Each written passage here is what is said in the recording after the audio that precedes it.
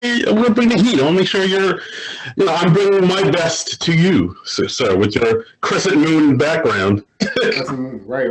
Yeah, what is that? Is fancy. Let's get like in a Maxwell video or something. I've been thinking about that. Like I've been like the Ditto version of Maxwell from Pokemon. Very nice. Yeah. Your hair's all out. It's like a flame. I know. like What's because I've been listening to Maxwell again. What's your Maxwell song? Oh, I'll start just to take some of the pressure off. Lately, I've been listening to Ascension, aka Don't Ever Wonder. That's a fantastic song. His first whole album is a damn classic. Like just banger after banger after banger. Yeah. Like I think I mentioned it. I think I was playing it for Kim and on like Spotify. And I don't think she ever heard the whole thing all the way through. And she was like, whoa, this album's amazing. All of it. Yeah. Like, wherever, whenever, whatever, a little something, something, like, don't ever wonder. It's just like, till the cops come knocking or whatever it's called. Nice. That is the whole album is just, like, fantastic. I don't think it gets the props it deserves. I mean, people remember it fondly, but, yeah. I mean. I think that's for our community. Yeah, exactly. Exactly. It hasn't made a HuffPo list or anything like that, or Pitchfork. So people are like, "Oh, it's the Maxwell Urban Hangstry. I never heard of this." So, yeah, and then like, is the population that would be like, "Oh yeah, that's my shit." Is it large enough to be lucrative for them to even do it? Yes, exactly. Like once it gets there, and watch out. Yeah. Exactly. That's the inflection point. That's when the blacks are taking over. I knew it. When Maxwell is the subject. Man, like another person had a dope album like that was when D'Angelo did what's that called? Voodoo? Yeah, Voodoo. The one with like Brown Sugar and all that. Oh, his first one. That was I think that was Brown Sugar, wasn't it? Okay, no, not Brown Sugar. Sorry, you're right. It is Voodoo, the one that has Untitled. Yeah, how does it? The one with him shirtless that got every woman wet. Yeah, I remember that. Yeah, how does it? And then he didn't make another album for like a decade. Right. He was like so mysterious. It's like him and Lauryn Hill. They made these like huge, amazing albums in like the '90s that were like just staples, and then just didn't hear from them for like a decade. It just disappeared, man. Yeah, just into the ether. Just woof. Yeah. I ended up watching like a documentary about Cisco's Thong Song the other day because Ariel had tweeted about it. There's a documentary about that? It's short. It's like 60 minutes. I was about to say, it's not some Ken Burns shit or anything, is it? No, Ken Burns. And then inspiration struck with the thong, so. Yeah. It was weird because like it was about how they like when they got legal trouble for like not clearing the sample. I thought it was going to be like, oh shit, the Beatles, because it's Eleanor Rigby is basically the Beatles. Oh. Yeah. I never thought about that. Oh, look at all the happy people. Yeah, like that. Yeah. Oh yeah, the violins, right? The violin, which I thought they were going to get sued for that, and they got sued for saying "Living La Vida Loca" in that inflection. Oh shit!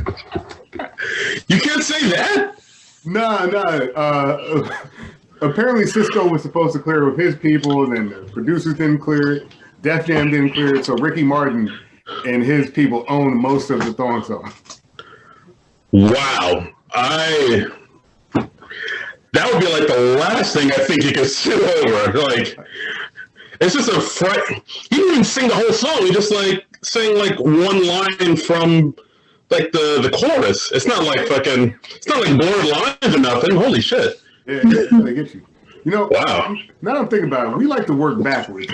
This is episode 5 of the Parking Podcast. Oh, are you recording, son of a bitch? I started and we were talking. I was like, I'll probably keep it. For the Patreon, if it don't make it. Yeah, I might cut that back in on the back end. Okay, all right, I'm cool. We'll see. It's a Maxwell conversation. But, yeah. I'm Reggie Parker, the host, and we've got Darin Patterson on the podcast. Hey, Reggie, good to see you in your moon room. Yeah. It's the meditation room. Like the more Oh, you no, meditate, the more like Maxwell you become. namaste. Is that gone? You had him in your on the side? See, well, first person to call it the gong. A gone? Wow. Yeah. You I'm not. No, you out here? it's a partner. Okay, no, hey, whatever works for you, whatever floats your boat. No, but like honestly, I didn't fight back hard enough. It's like that's who I am now. Okay, you're just meditating amongst gongs and incense and finding your chi. That's the thing. Just trimming bonsai. It's so chill in here that this is what my cat looks like now. Just trimming bonsai trees. Whoa! Oh wow! Is your cat high or is it just like chilling?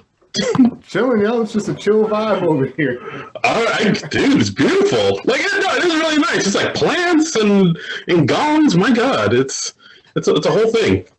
No, but you know how it is. Like if it was just me, it'd be like a cardboard box and a TV.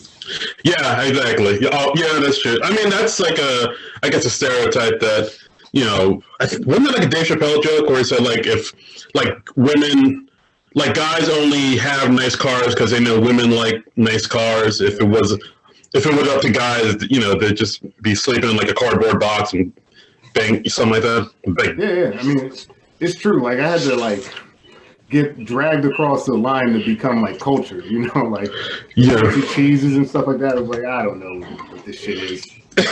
Yeah, just fancy cheese, whatever. I'll take the ShopRite Gouda. It's all the same. But then it's like over time, you're like, all right, well, people keep knowing things that I don't, and I'm not trying to be embarrassed at this dinner party. Yeah, I think as you get older, you start to realize, oh, maybe I should like step my game up a little bit. Because I think that is something too. Like when you're in your 20s or whatever, you're fine just eating pizza every night, sleeping on the floor. Yeah. And just like or futon or whatever. But then as you get older, like in your 30s, you're like, hey, maybe I should like invest in a bed. Maybe I should eat something other than pizza and ramen. Maybe I should like live a better life and better myself. Yeah, because like I sit there and I'm like, what the fuck's a box spring for? Like, why do I need that? Like, just raw mattress. That's all. Raw, I'm gonna give it to you. Yeah, and it's one of the things as you get older. Like I remember, like as I got older, like I just buying nice socks. Yeah, like because when you're a kid, you're like, socks, whatever, they suck. I'd rather have some GoBots or whatever. But as you get older, you're like, oh no, like warm feet as you go out on a super cold night and accidentally step in slush puddles, whatever. You're gonna want some nice socks. Like for Christmas this year, like I asked my mom to get me like really nice like bed sheets and pillows, nice. And like high thread counts, and and that's something I never thought of. I was just happy sleeping in like newspapers or whatever. But like now I got like nice sheets. I was like, oh, this feels nice. Yeah. This is actually like it betters your mood, and you don't feel as hardened or whatever. You just feel like, oh, pamper yourself. I'm sleeping like a human being for once, and that's some. Yourself. Yeah. I think as brothers, we got to start being human beings. Yeah, exactly. There's nothing wrong. Yeah, I mean, it's like that like Bill Burr joke where, what was it? Like, the really good one of Let It Go, I think it's called, where it's like anytime a guy does something that's like considerate or sensitive, another guy just, says like, oh, maybe he's gay. What was it? Like I think that was such a great joke too, because like that is something I think that goes on in the minds of a lot of guys where they're like, oh, you wearing you have an umbrella out here while it's raining? What are you, gay? Just put your shoulders up. You can't do anything that makes sense or is like centered around guys, or if they razz you for it, and you have to like combat it and be like, all right, no, I don't need no umbrella. I don't need a coat going outside. I just put my shoulders up and I'm cool. Like you gotta. And you just have to, as you get older, you kind of have to tell yourself, no, it makes sense to carry an umbrella out while it's raining. Like however it looks, it looks. Yeah. I think like as you as you mentioned, like as you grow older and stuff like that, and just like influence that people have on you lessens. Like I think there's a lot of freedom there, because you're right. There is a lot of just inherent like homophobia just in the patriarchy itself. It's like, what are you enjoying yourself over there?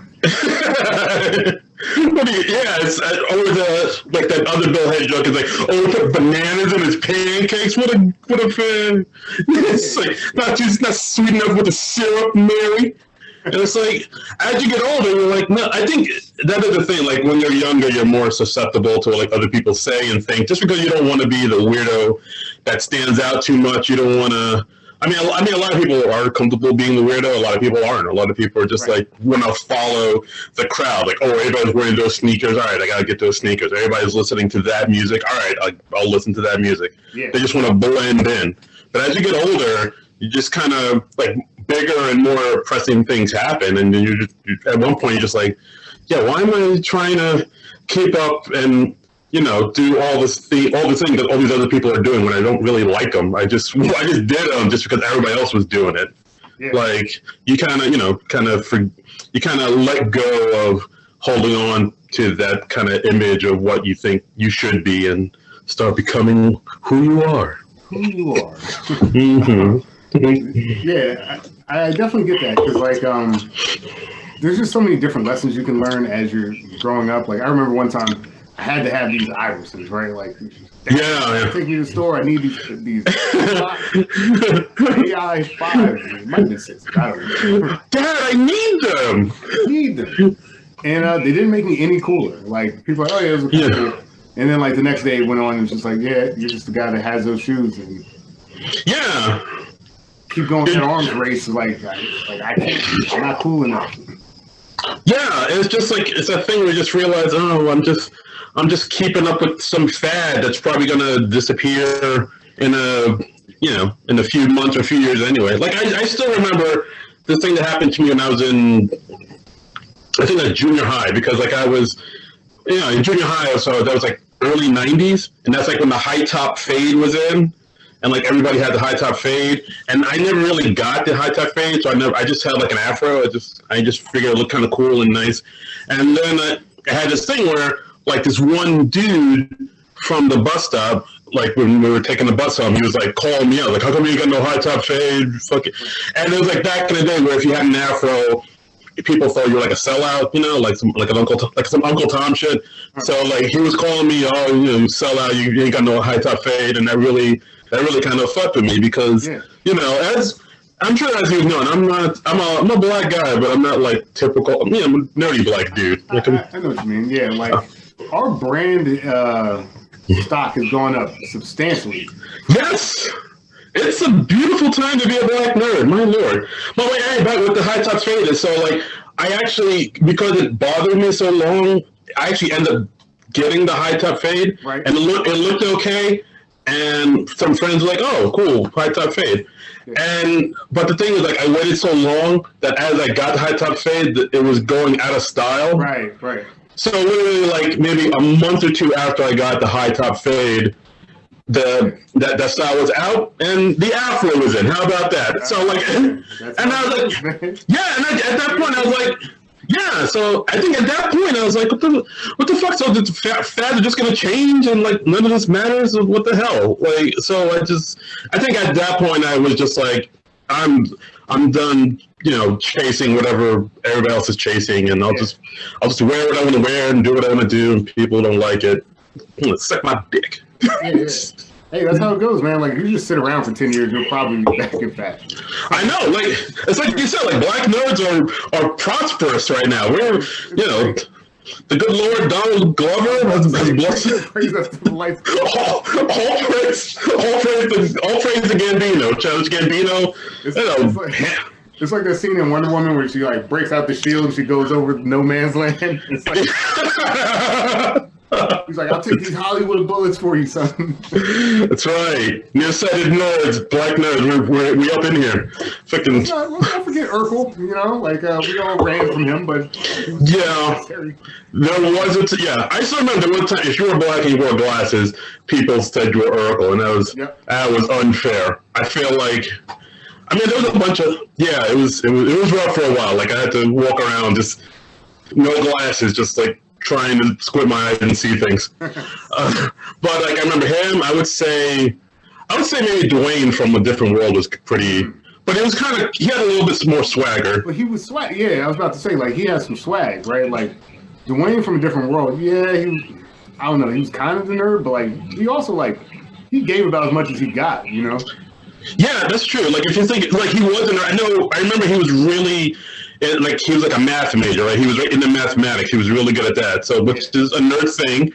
And he wore glasses with the flip-up sunglasses, the flip-up stuff. But at the same time, he still kicked it to girls, and he did have confidence. Right. So, like, I can't say he was a full nerd, but he was on the cusp. He was like riding that line between, oh, it's kind of cool, and he knows math too. All right. Yeah. I don't know. Glover just like figured it out, right? Like he's black enough to do the black thing. He's in the white world enough to, you know, be in community. Yeah, I know. He just figured out the magic, the mystery. I mean, I would also say maybe I would kind of maybe put Hannibal Buress up there too. Buress, yeah. Buress, maybe the Lucas brothers, maybe in like Ron Funches. There's like a bunch of. It's a good example. Yeah, because like you see, he's like this big black dude, and he just giggles like a Japanese schoolgirl and talks about wrestling. And like, but I love that. I love that you see him, you think one thing, and you find out, oh no, he's like this stoner that likes video games and stuff. That's like that was pretty dope. Like I think when I started doing comedy, when I saw people like that come into style, and I was like, all right, so now maybe there's like a little bit more room for like what I can bring. Yeah. My black nerdiness. You know what I think it is? I think that at this point, like we all don't like a try hard, right? Like if you know you're trying to be cool, it's like the first class ticket to not being cool. Yeah. And like I think TikTok is a good example of just like whatever shit you like, just put it out there. And people are like, oh man, did you see that, like, I don't know, street musician that paints turtles? It's like, yeah, that guy's cool. He's painting turtles. He's pretty rad. Yeah. Yeah, I think at this point, like whatever you're into, there's going to be somebody that's like into it too. Like, I don't think there is really like a barometer anymore for like what is and isn't cool. Like back in my day, like back in the 90s, like you had to wear either Nikes, like Nike sneakers. Maybe you could probably get away with some Reeboks, but that was really it. Any other brand, you're pretty whack. You have to wear your jeans had to be baggy. If they were too tight, people made fun of you for wearing like high ass Urkel jeans, and you had to wear like a starter jacket or Tommy Hilfiger or whatever brand was in style at the time. But like now you can kind of wear whatever you want, and you can find your own little tribe of people online that are down with whatever you want, like whatever music you listen to, whatever arts or whatever you're into. It's a pretty beautiful time to be alive. It is a good time. There's always gonna be that group of haters. Like you can only Uzi Vert it so much before you're just like black people like I don't get it.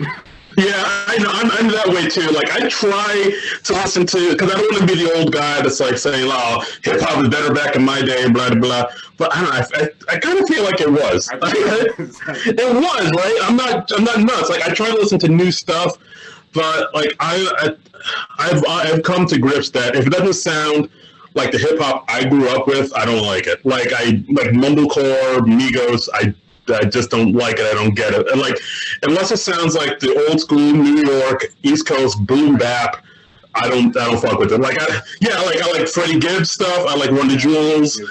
The Action Bronson. I like the last album was kind of so, but I still like him. Like that's as far as I go with like new rap. If it doesn't sound like old rap, then I'm just like I can't get it. It's just not.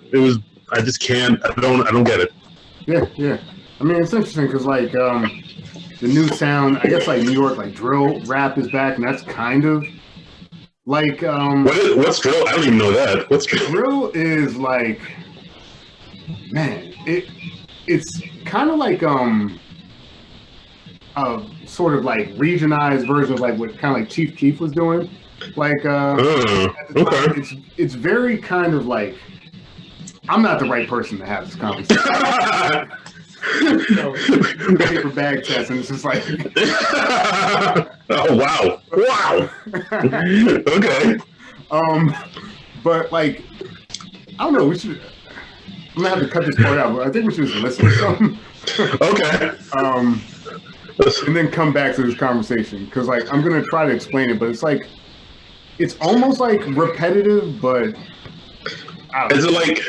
I mean, I kind of know what. Like it's like trap music. Let's see. Okay. Yeah, you can hear me, right? Yeah. Hey. All right, cool. Real rap, man. We're getting old. Siri, what is drill rap? All right, best New York drill songs. You'll know the sound as soon as I play it. Okay. Wetty. Do I want to hear Wetty? Sure, it's the first one that comes up on the list. Wetty? Video foreign. Oh boy. Yeah, I know. I'm not playing porn, are you? No, I don't think so. Certainly hope not. I should screen share this. Let's go. Hey, we go 5A. We go 5A. I've got the tools for this. Yeah. Got the tools. Got the talent. See my screen, right? Yeah, I see it. New York drill music. Not porn. All right. Close out that window before I got a chance to see it. Yep. Hold up. I had it, man. Whatever. I just typed it. Video foreign. Jesus. Even this isn't the most popular song. Oh boy. This is a lot of work. It really is.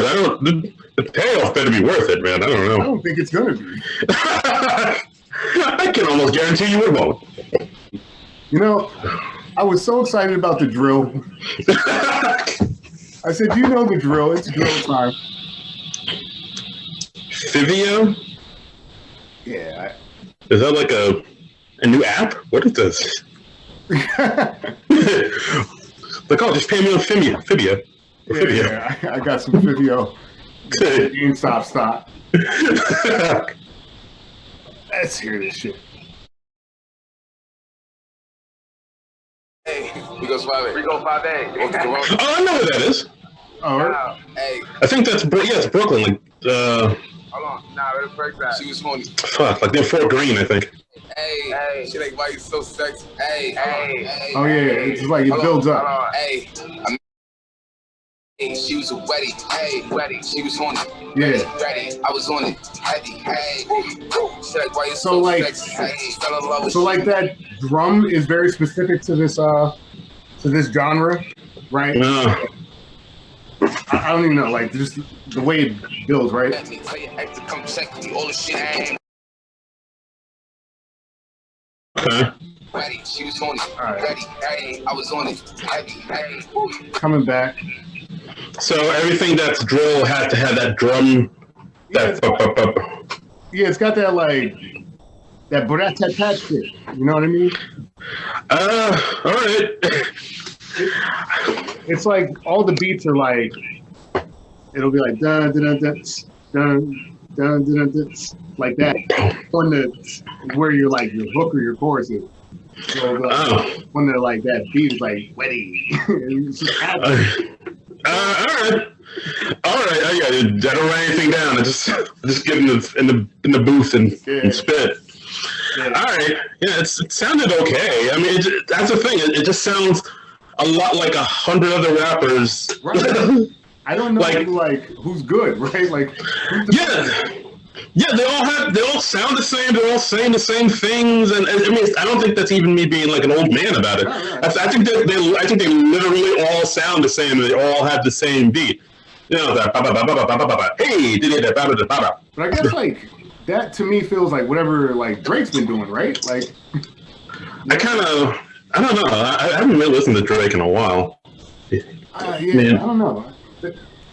It's cool though, man. Like whatever, New York's got a sound again. Like when we were coming up, New York definitely had a sound. Yeah, exactly. Diplo. I mean, I grew up with back when it was Biggie and Wu-Tang and Nas and stuff. But yeah, golden era. What's up? How you feel? but then it turned into, Jay-Z and like Dipset and DMX and all that stuff. But still gritty.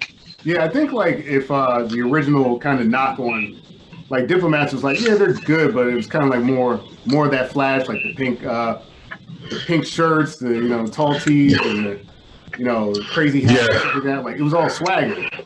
Yeah. I mean, that was like that's the thing. Like in the late '90s, that's when like it became more like you said, like more about let's make some music for the club and wear shiny suit man era.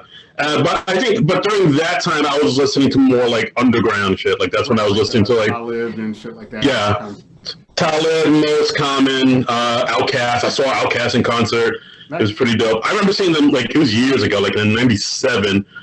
There was this club in the city called Tramps, and they used to play. They had like a lot of hip hop shows. Like I remember I saw Wyclef Jean there once, and like Chris Rock was in the audience. I think he was sitting like right next to me, and I think I saw Tribe Called Quest there. I saw De La Soul there, and then I saw Outkast, where a young up and coming group called Black Eyed Peas opened up for them. Wait, that was pre-Fergie. That was that was like Kim Hill. Yeah, Kim Hill. I've been keeping up with her because like she's been in the conversation again. Because everybody was like, "Yo, remember when you had that black chick?" yeah, I know. It was like just for like an album or two, and then like I remember seeing like she like left because actively good music. I was like, this is yeah. It was good. It was like kind of like neo soul funk type of dancey stuff. It was good stuff. And then I guess like they kind of wanted to like maybe objectify her more and put her in more, like Britney Spears her up or something like that. That was my understanding. Yeah, that she wasn't trying to like ditch like the kind of like baggy sort of like street clothes for like that diva, the pop star look. Like the Fergies, the Nicole Scherzinger types. Yeah, exactly. And then so she bounced, and then they got Fergie, and then they became like the biggest stars in the world. Yeah, but I don't know. Like, I feel like she would do really well now, right? Like, I feel like she kind of like the way like Solange's music has taken off, kind of in a way that I don't think anyone was expecting. Yeah, I think she would. Like, I think, I mean, I don't know what the R&B scene is like nowadays. It's kind of like you said, like Solange and like a few others. But I think she could find like her own thing where she could like you said, like be able to throw more earthy kind of like Jill Scott back in the day or something like that, or India RE-ish type of vibe. I think Jill Scott to me is like the cream of the crop, man. Like I was listening to Who Is Jill Scott the other day, and it was just like one of the greatest albums I've ever heard in my life. It's pretty fantastic. Yeah, she was like, I mean, she's still got the pipe. She's always been killing it. Yep. Julie from Philly. I'm glad she's like become like a big star like she has. Right. I'm just looking for my other drink. Okay, here it is. Ah, cool. Actually, since you were talking about concerts, actually one of the last concerts I saw before quarantine and everything like that was Most Def, actually. Oh, yeah, he did what was it, Black on Both Sides, like live, which was cool. And then at some point, like Chapelle came out. His name Tiffany Haddish came out, and they were all just kind of like vibing that night. And I was like, that reminds me of Darin, very black a bit in Brooklyn. Thank you, sir. Yeah. Wow, that's cool. Like, was that when like Chapelle had that residency in Radio City Music Hall, or was this? No, it was maybe like a year or so after that. It was like really, it was just Most was doing a concert. I don't know the name of the venue. It was like Iron something in Brooklyn, and like my boy Elvin was like, "Yo, we should go watch this album." I was like, "Yeah, sure, I'll do that." Yeah. We drove up, watched the set, and like as people started to clear out, like they basically did some encore shit. And, like Chapelle came out, rant, like he was talking. Hey man.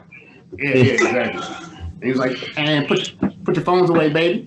Like, it was all about making a moment. Yeah, it's fantastic. Yeah, like I mean, we talked about it before, but yeah, Chappelle, I mean, I still love Chappelle. Like, I think he's one of the best to do it. But I don't know. Like, I mean, I didn't see the Chappelle show you did, but was it more just because? Like, I mean, have you seen all the videos he's put out lately where he's kind of?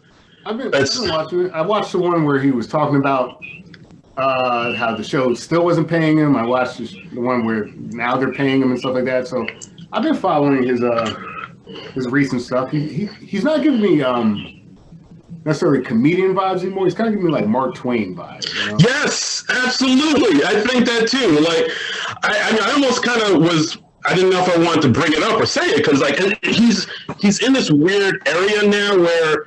Like I hate stan culture so much because like he's in this area where if you like kind of criticize him or critique him, he has like just like an army of stans be like saying just ready to jump on you and say, oh, you talk about he's the greatest of all time. Fuck you, could do no wrong. Sure. Motherfuckers throwing water in the wine and blah blah blah.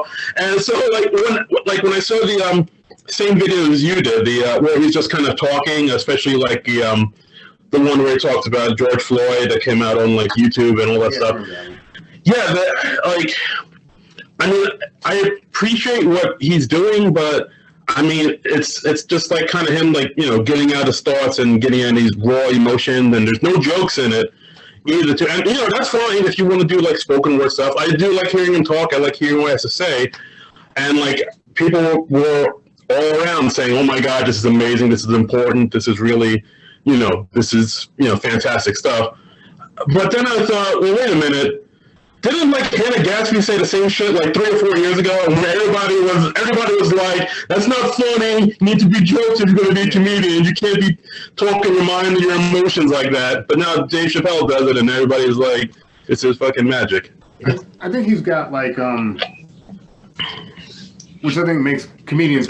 Like, I think he's got a good barometer, right? Like he's a good measuring stick of like just like feeling, I guess, but like at the same time, I think his own thought structure is not always like, I don't think like he's currently like of the time that we are now. Right. But like it's good to hear someone that's kind of like in that middle ground that has like enough intelligence to kind of like try to work through their thoughts, but you're right. It's mostly kind of like a smart guy trying to figure out like where he is right now. That is interesting. It is. I do like to hear that, but I like to hear where he's trying to figure out where he is right now, like you said. But I don't know. There's things like with the whole transphobic jokes he told, and he's got some major issues. Yeah, I know. It's weird because like the first time he did it, he got the backlash, and then I think the second time he did it was like on the Sticks and Stones one, where he just doubled down on it, and it seems like he wasn't even telling like real. I mean, he was telling jokes, but right. It didn't really seem to go anywhere. Like he was just saying all the same transphobic stuff he was before, but he wasn't making like a bigger point. It seemed like he was just kind of just saying it just to say it, like because he knew because he was just like him kind of poking the bear and like giving like a middle finger F you to all the people who had a problem with it. Right. And I don't know, like I mean, when you're somebody who says like transphobic stuff like that, and it just kind of rubbed me the wrong way. It was like kind of the same way, like how like a white comic will just say jokes about minorities or women just to get a rise out of the audience, and there's no real overall joke. It was just him kind of making fun at like a certain group of people, and I remember seeing that, and I was like, I don't know, man, that's not great. Like I kind of wish you didn't do that, or if you like, I would have. Like, I kind of wish he would have said something like been a little bit more introspective and saying like, all right, well, yeah, I did make fun of or make jokes about transphobic people, but here's my thinking about it, or here's my like, you know what I mean? Just like kind of do a little bit more soul searching and try to figure out why he did that. I get what you're saying. Like, I think that when you're an artist like that, I think that you have. And most of the time, these types of artists like shun this, but like you have a bit of responsibility with like how you choose to engage different subject matter. The transphobic stuff is just like it's not as well written as the other stuff. That's really yeah, that too. Like it's just like, all right, this is a feeling that you have, but like you've got all these like in like I know Patrice O'Neal's documentary came out last night. I haven't watched it yet, but that's good. That's good. You've got all these like backdoor kind of like traps, right? Like these logic traps. So like when the audience is like, "Oh, geez," it's like, "No, you were willing to go here, but you're not willing to go here." And like by writing things well, you're able to kind of like, if you have a point that could be trickier, you've got a way of like getting there without doing a lot of damage, I think. Right. Transphobic stuff, like there wasn't, to your point, there wasn't really anything to it. Yeah, that's the thing. Like that's the, because like I said, there's no real joke to it. It's just him kind of poking the bear, as it were. Like honestly, if somebody like a lesser comedian said those same jokes, or somebody at like an open mic, everybody would be like, "Oh, that's whack. What the fuck?" But because it's Chapelle, it goes. I think he's kind of at this point now in his career where he doesn't really have to be. He doesn't have to worry about being funny anymore. He just has to worry about being Dave. Like he has to sort of, because like at this point he's kind of built himself into this mythic figure. Like, you know, he has to come out, he has to smoke on stage, he has to like, you know, lean on the stool and be like, "Hey man," like he has like a role to play now. And it's like, I think it's more important that he does that than he does with actually like coming up with like some really like funny stuff. Or I don't know, maybe I'm wrong. No, I think it's like, look, he's above the rim, right? He's touched the top of the backboard, right? Like, there's nothing left to prove. He's funny without even trying at this point. And like, I think that like any artist that hits like that sort of master level, just like, to me, it looks like he's just trying different stuff. Like he's not necessarily interested in straight stand-up anymore, which I think is like, kind of earned that position based off of everything we've seen. Even that special we were talking about, like the guy got his shit back, like from a corporation. That's kind of crazy, right? Yeah, that's another thing that freaked me out too. Because like when he came out with the little 10-minute special before the one that just came out, he was basically telling people, "Hey, yeah, you know, Netflix and HBO, they're showing my show, Chapelle Show, and yeah, you know, I'm not cool with it because I'm not getting the money from it." Even though I signed a contract, but you know, I don't like that I signed. And one of the things, like usually, like when you sign a contract and you're not happy with it, you just kind of chalk it up to the game. You're like, all right, well, that's lesson learned. I won't do that shit next time. But he was able to kind of talk to his audience and say, "Hey, don't watch the show, boycott it," and he was able to garner enough talk over it to get the people at Netflix and HBO, you know, Viacom, to sort of go back and rewrite the deal and get the money back. And then there's another thing that I didn't like about the Redemption song that came out, where he was those two things. One thing where he was talking about how we got, you know, COVID and you know, he was out of the game for a little bit, but then he was like, "Oh, see, I feel better now," and you know, all these cowards at home hoping that I got COVID.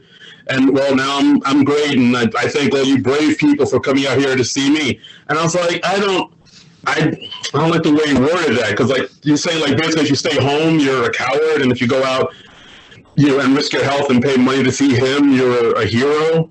Like I don't know, that's almost too close to like what Trump did when he got the COVID, he got the Rona, and like he was telling people, don't let this disease, you know, put you in fear, and like. I'm like, because like they're both people that have the means to get great health care and get, you know, their illness treated. A lot of people don't have that. So then why are you shitting on people? Why are you shitting on people that like stay home and protect themselves and their family? It's like I wasn't too crazy about that. Yeah. And the second thing I'll stop after this. The second thing after this was like when they said, "Yeah, I got my money back. They paid me millions," and then he thanked the CEOs of Netflix, which was giving shout outs to CEOs. That's what we're doing now. And so then he said like he paid me millions, and like everybody applauded and everybody was happy for him. But at one point I was like, all right, well, we applauding him because he did this thing where he got the rights back to his show, and that might pave the way to other artists to get back the rights to their shows. And like then he started a trend where performers would get, you know, paid better and treated better and get a better contracts going forward, or are we applauding a rich man getting richer? I was like, it felt weird to me for a little bit. Yeah, well, honestly, like the earlier statement about like Mark Twain. Honestly, I think he's giving me big Lenny Bruce vibes too, which is like he's got like grievance, right, with the industry. He's got grievance with like the way the government like shut down his ability to make an earning and stuff like that. And like he's got his current beefs, and like I guess like the trans thing falls in line with that too. It's like that's a beef that he has, right? Right. You're not really checking on that shit. Like it means nothing to you, right? Like yeah. Like so the CEO thing, like I get in the context of like the Netflix CEO has been a more fair kind of CEO for certain artists, right? Like to your point, what does that mean, right? Like is that enough? Is it not enough? Like I don't have the answer for that. But when you look at Viacom, it's like you're right. Like I don't think that this is going to make it likely that other people get their shit back. I just think that he was in a unique position to do this, and like I don't know what that means for the greater labor market, but it does feel very like American of us to see someone who kind of like lived the dream that we all think like is available to us. And it's like, oh wait, the American dream wasn't as good as we thought it would be. Like on the off chance that we get that shit, like we wanted to be all the things we imagined. Yeah, I guess I was it. Maybe like, and like usually, I think that's why like a lot of broke motherfuckers like us, we like a lot of people like look up to wealthy people. Like a lot of people look up to Kardashians and Jeff Bezos and I don't know Elon Musk, because like for some reason like I think we all know we're not going to get that level, but we kind of maybe live vicariously through them, right? In a way, and it's like I just don't know if that's healthy. No, it's not. I think it's it's not. I think it's part of like the hero's journey, right? Like I was talking about Wonder Woman earlier, right? Like there's these narratives, right? That like we all inherently kind of understand, maybe because we were raised on them or something like that. But like everyone gets, like we were talking about rap, right? Everyone gets a kick that like Biggie was on the streets, hustled, did what he had to do, but then like his art was so undeniable that he got wealthy, right? Right. And, like we want there to be that type of like democratized, indiscriminate, like anyone can make it thing. Anything is possible. I think we're protecting that idea more than we are the people, right? Like we're like, no, you can't fucking shit on that guy because he made it, and you can't shit on people that made it, right? Like, yeah, no, that's a good point. That's a great point, actually. It's a utopia, right? And like we all live it every day. Like we were talking about Donald Glover, like Lando Calrissian. He, that's the dude, right? Yeah. He's got Cloud City.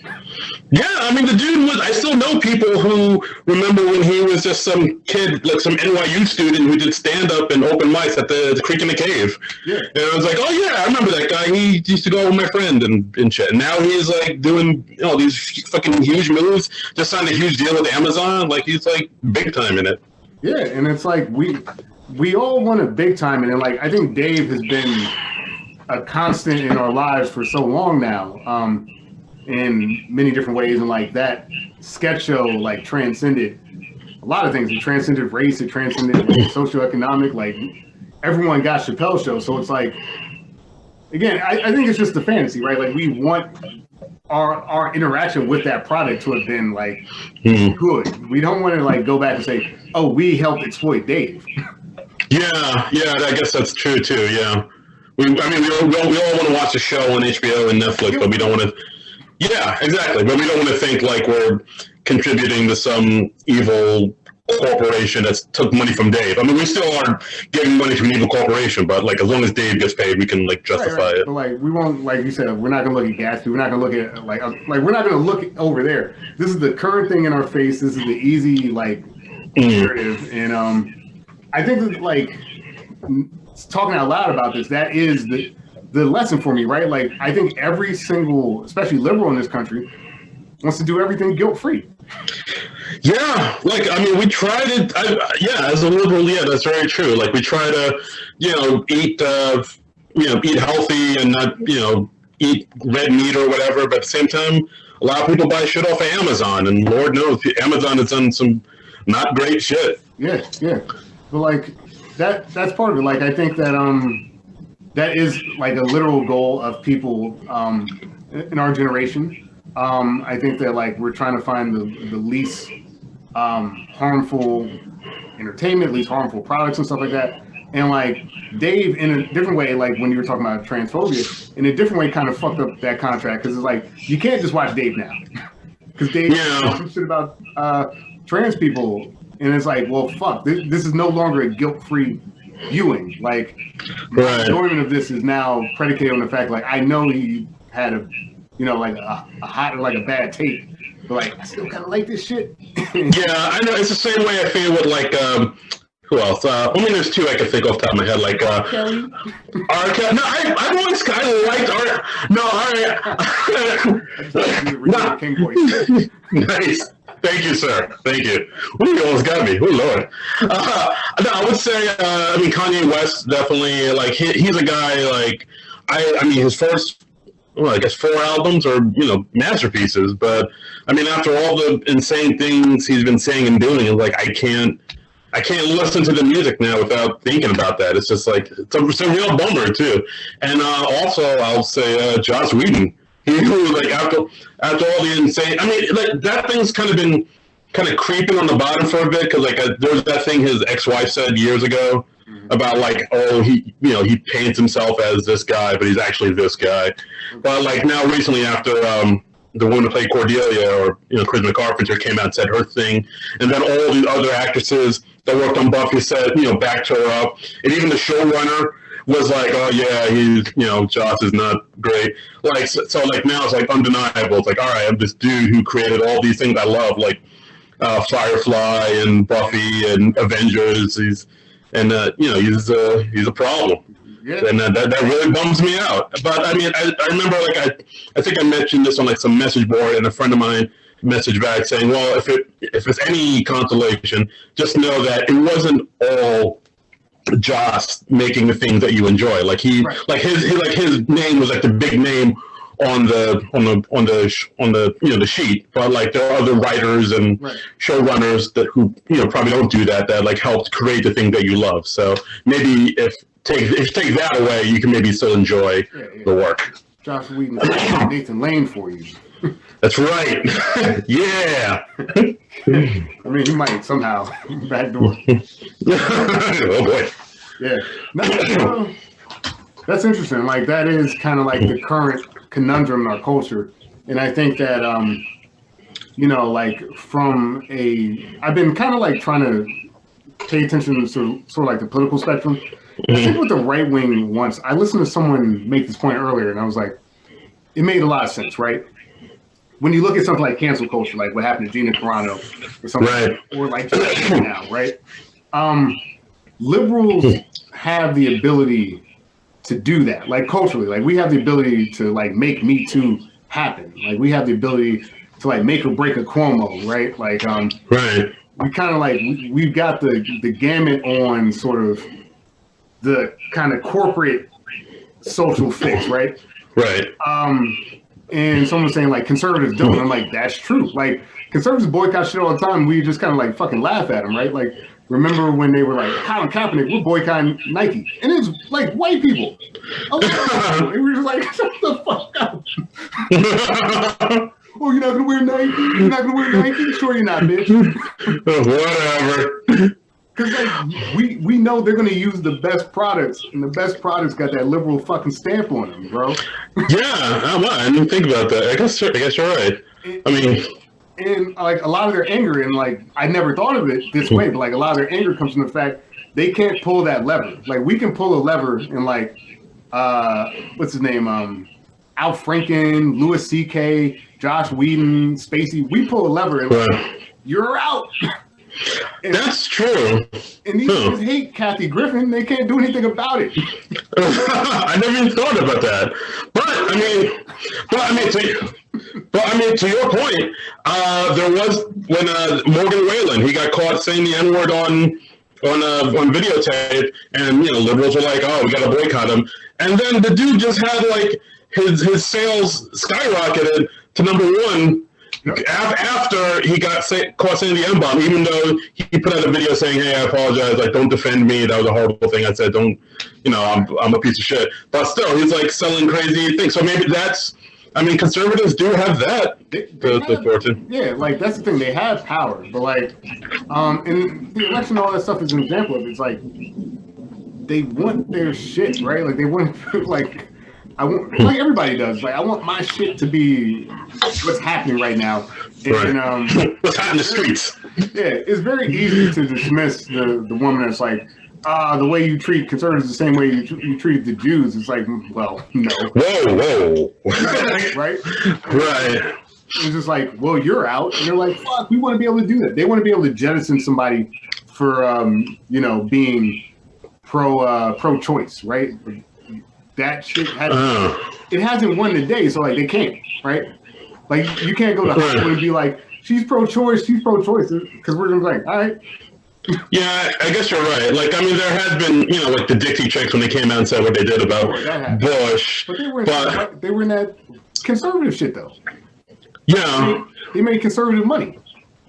That's true, but. Yeah, I guess they're way more liberal than like a lot of conservatives. I guess I don't know how conservatives feel about them. I don't know if they're so cool with them or they're just like, oh, they said what they said about Bush and like they're pro-choice and all that stuff. So like I don't know how they. I don't know. I think Rascal Flatts came out. Life is a highway. It all. Life is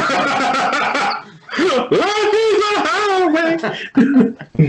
Oh man. You can't just sing shit like like the Cisco video. I'm the oh shit! I'm sorry. I didn't mean to.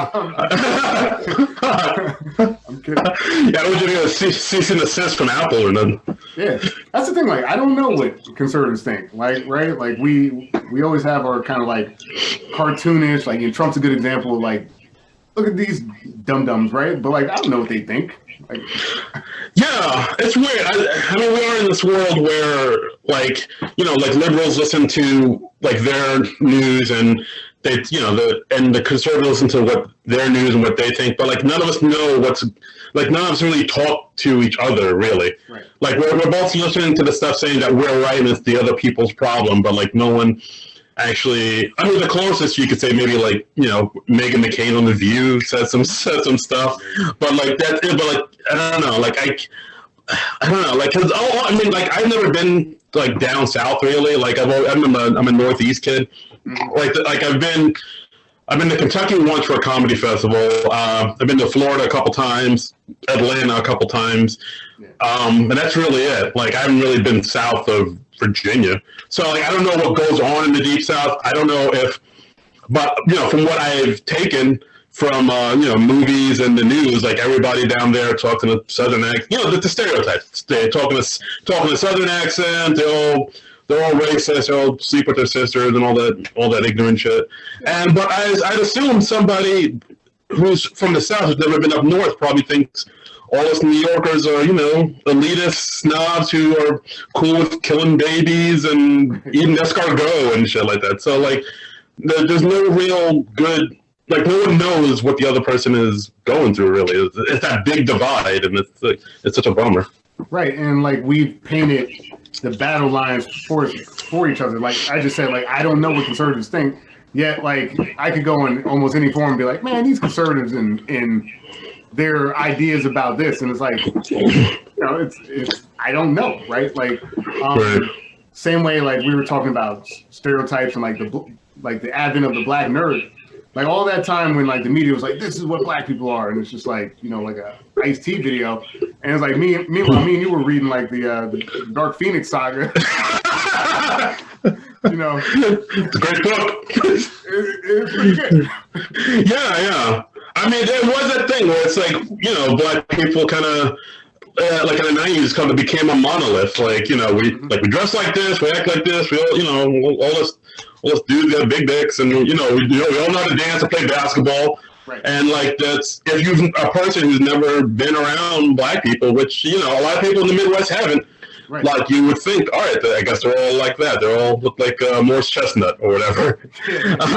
But like no, then as the years went on, like you find out like, oh hey, nerdy black people, black people that like Hall & Oates, that's straight. Like you like when people find out like you're a black person, but like white shit, they get taken aback for a minute. It's like what?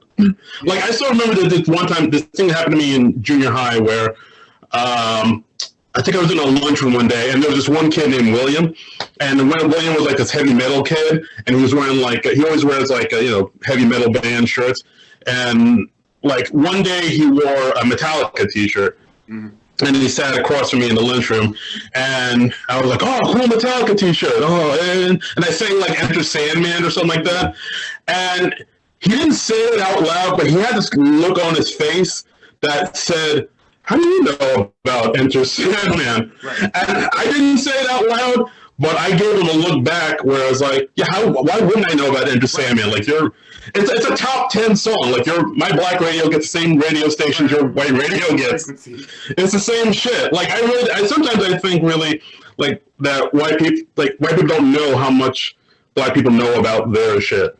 Yeah, like it is a lot like Rear Window. We're just kind of like observing them, like, I gotta know. Quinoa, eh? All right. Write that down. Yeah, I feel like that era for me was like that performing thing. It feels like that meme where like there's a thing on the ground, just like do something, like I think they wanted that from us. Like you'd be at a party, it's like, yo, you're gonna rap or like dance or something, right? I'm like, no, I'm not. Oh, you gonna spit, son? Go spit that shit? All right. But yeah, like people just don't know. Yeah, people just don't know. Their stereotypes like, this isn't a black person. It's like, no, I am. Yeah, it's like another thing that happened like a couple summers ago where me and my wife and my family went to see like Hall & Oates. They were playing at the PNC Bank. I know, right? And like I wrote on Facebook like a couple days before, like, oh, I'm gonna go see Hall & Oates, and I think like one of my white friends was like, oh, you like Hall & Oates? That's not very black of you. And I was like, no. Black people love Hall & Oates. Do you not know that? Yeah. And then like I had like John Midas, a bunch of other black people like, yeah, we love Hall & Oates. Did you not know that? Yeah. And it's a thing where they don't know. Hall & Oates is the shit. It is the shit, dude. Fucking one of the things I like to do sometimes, if I'm on certain types of substances, is watch Live from Daryl's house. And, man, nice. There's nothing better than like. One is Hall & Oates, so you got that. That's a big plus. Mm-hmm. Two, they're like making food and shit half the time. So like you're watching a cooking show, and it's like Daryl Hall hanging out with like some other celebrity you think is cool. Like the episode with CeeLo is fucking fantastic. Oh shit, I gotta watch that. Like I know, like, where did they record that? I thought didn't he have like a venue up in Upper New York or something? I don't know. Like I was under the impression it was Daryl's house. His actual home. All right, don't scuff up my walls. Just set up it. They'll do like I'm trying to think of the word. Like they'll take like CeeLo perform like "Fuck You," but then like they'll do "Man-Eater" or something like that, and it's like CeeLo on the vocals for "Man-Eater." It's like what? That is quite the reimagining. I love it. Dude, "Man-Eater" is a bop. That fucking like when I saw them in concert, the first song they did was "Man-Eater," and I was like, oh shit. That's an intro song because like that upbeat dun, dun, dun, dun, dun, dun, that bass line and then the synth, that little shit in the background. Little synthesizers come in, got a saxophone solo. My god. Watching and waiting. Yeah, I know we're sitting. Black people, if you take away anything, people, from this podcast, black people love Hall & Oates. Love Hall & Oates. We love Elton John, the Bee Gees. There's a lot of shit that we love. Go back and watch 48 Hours. What's Eddie Murphy listening to in jail? The Police. That's right. Singing Roxanne. Roxanne. Do you ever hear that Police song, Voices in My Head? Because like I remember hearing it for the first time, and I was like, oh, that's like if you listen to it, that's a song that was sampled for that song "Stilo" by 702. Okay. And then I think Missy might have used it too. Right. But it had that guitar riff. He was like, "Oh yeah, that's Stilo." Just check that out. Yeah. This pandemic, I've been really into finding original songs that people sampled. I don't know why I've been deep diving into all songs like that. Well, you gotta watch that that Cisco documentary. Apparently, I didn't even know where is it? If you type in Thong Song documentary, it'll come up. It's like 16 minutes. It's cool to see Cisco because oh shit, it seems like he's doing well. It seems like he had a good run, Yeah. Is he just not performing anymore, or is he just saying goodbye to the game? But I just think he's not the top of the game anymore. All right.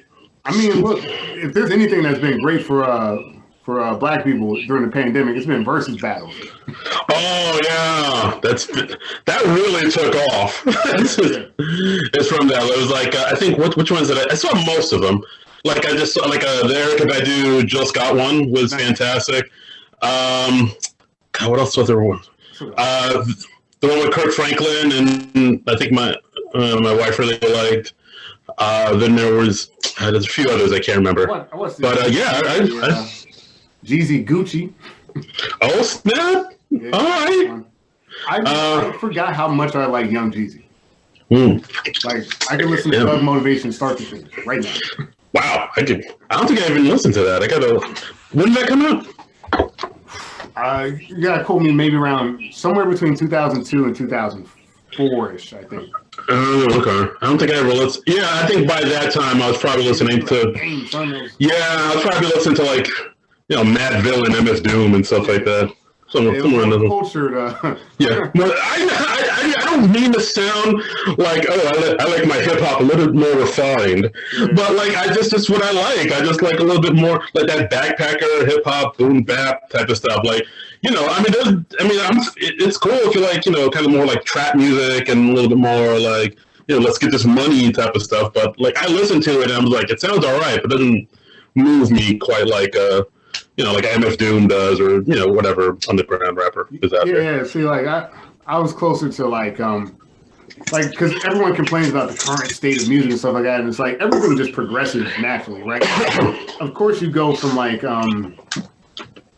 yes, you go from a Big Daddy Kane, but then you throw in some of the more gimmick rappers at that time. So of course, it's always going to be yes, we went from Biggie, but now it's Cam and Diplomats who they can spit, but they don't spit like Biggie, right? Yeah. They just don't. They made up for a lot of that with just straight charisma and swag. And it's these new kids don't spit like Biggie either, or maybe not even as good as Dip did, but they're pure swag. They're swagging. Yeah. Yeah, no, that's exactly. I mean, there's always been different types of hip hop throughout the years. If you didn't when NWA was out, if you didn't like that, you could listen to Ghetto Boys. If you didn't like that, you could listen to Tribe. Yeah, you could listen to Tribe Called Quest. You could listen to De La Soul. You could listen to I think Common was just coming out, even X. Yeah, exactly. Or even Public Enemy or X Clan or something more militant.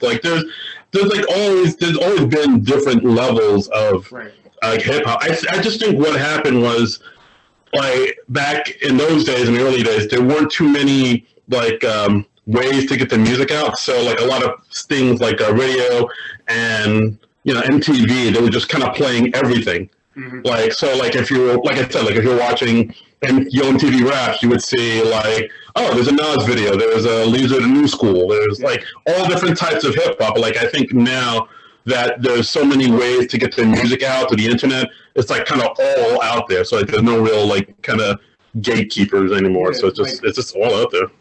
I feel the barriers are down. People are mixing with stuff. I think I was listening to Ariana Grande's new song, 3435. And it's Doja Cat and I forget who the other artist is, but it was okay, you just mix genres now. I think Dua Lipa's got something with the baby, it's just wow. It's a disco song, but hey, you don't lose street cred for crossing genres anymore. You can put Justin Bieber in a music video. It's incredibly trap, Yeah, I think it's one part of me feels when Old Dirty Bastard did that song with Mariah Carey, that really kind of started off all of that, just kind of busted open the doors to do things like that. Because I feel with hip hop and with a lot of music, there used to be this thing about like selling out and how you got to stay true to art. You got to do this. You got to, you can't be on like the music soundtrack or it's a movie soundtrack or whatever like that. But like now, it seems like not only is I don't want to say selling out, but I'll say I guess like selling out. Not only is that okay now, it's kind of expected. Like it's like putting your music on commercials and appearing in commercials and movies and stuff isn't really a big deal anymore. It's not like a career killer or like a scarlet letter like it used to be. It's just kind of like, that's what we do. Like we put out our music and now it's like a ringtone. That's fine. Yeah. A good example for me is like Big Daddy Kane, who's just like a master MC, like one of the best. Absolutely. Fucking around with Madonna, doing the underwear model thing, like that shit, it caught up with him in the streets. Yeah, it did. Like, Yikes. He should have been like had the crown as the MC, and it kind of like it sort of backfired on him in a way that, to your point, it wouldn't happen anymore. Like you would get a lot of props now if you're on like a Miley Cyrus song, like. Yeah, absolutely. Like Big Daddy Kane, like it's like exactly like he should be in. Like whenever people say they're top 5 MCs, they should always say Big Daddy Kane should be in there somewhere. Like Big Daddy Kane, probably Rakim too, but like people just kind of forget about him because I don't know, like you said, like he just kind of fell off a little bit. Yeah. Like usually when people think they're top 5 MCs, they always say Biggie and Tupac, and that's mainly because they died early and there's that martyrdom type of thing. Sure. They'll say Jay-Z and Nas maybe. And now they're starting to say Black Thought. I always thought Black Thought was amazing. But like it seems like people didn't realize that Black Thought was amazing until that Funk Master Flex video came out, and he just spin for like 10 minutes straight. And I was like, oh yeah, Black Thought's always been amazing. Now, but like people are starting to realize because people only know him as, oh yeah, that's the dude in Jimmy Fallon's band. He can rhyme. And it's like, fucking Black Thought's been an amazing rhymer since '95. Where have you been? Totally. Youngsters. Yeah, I feel like Black Thought is starting to get more respect. Like 3 Stacks is getting his love. You know what I mean? Like, right.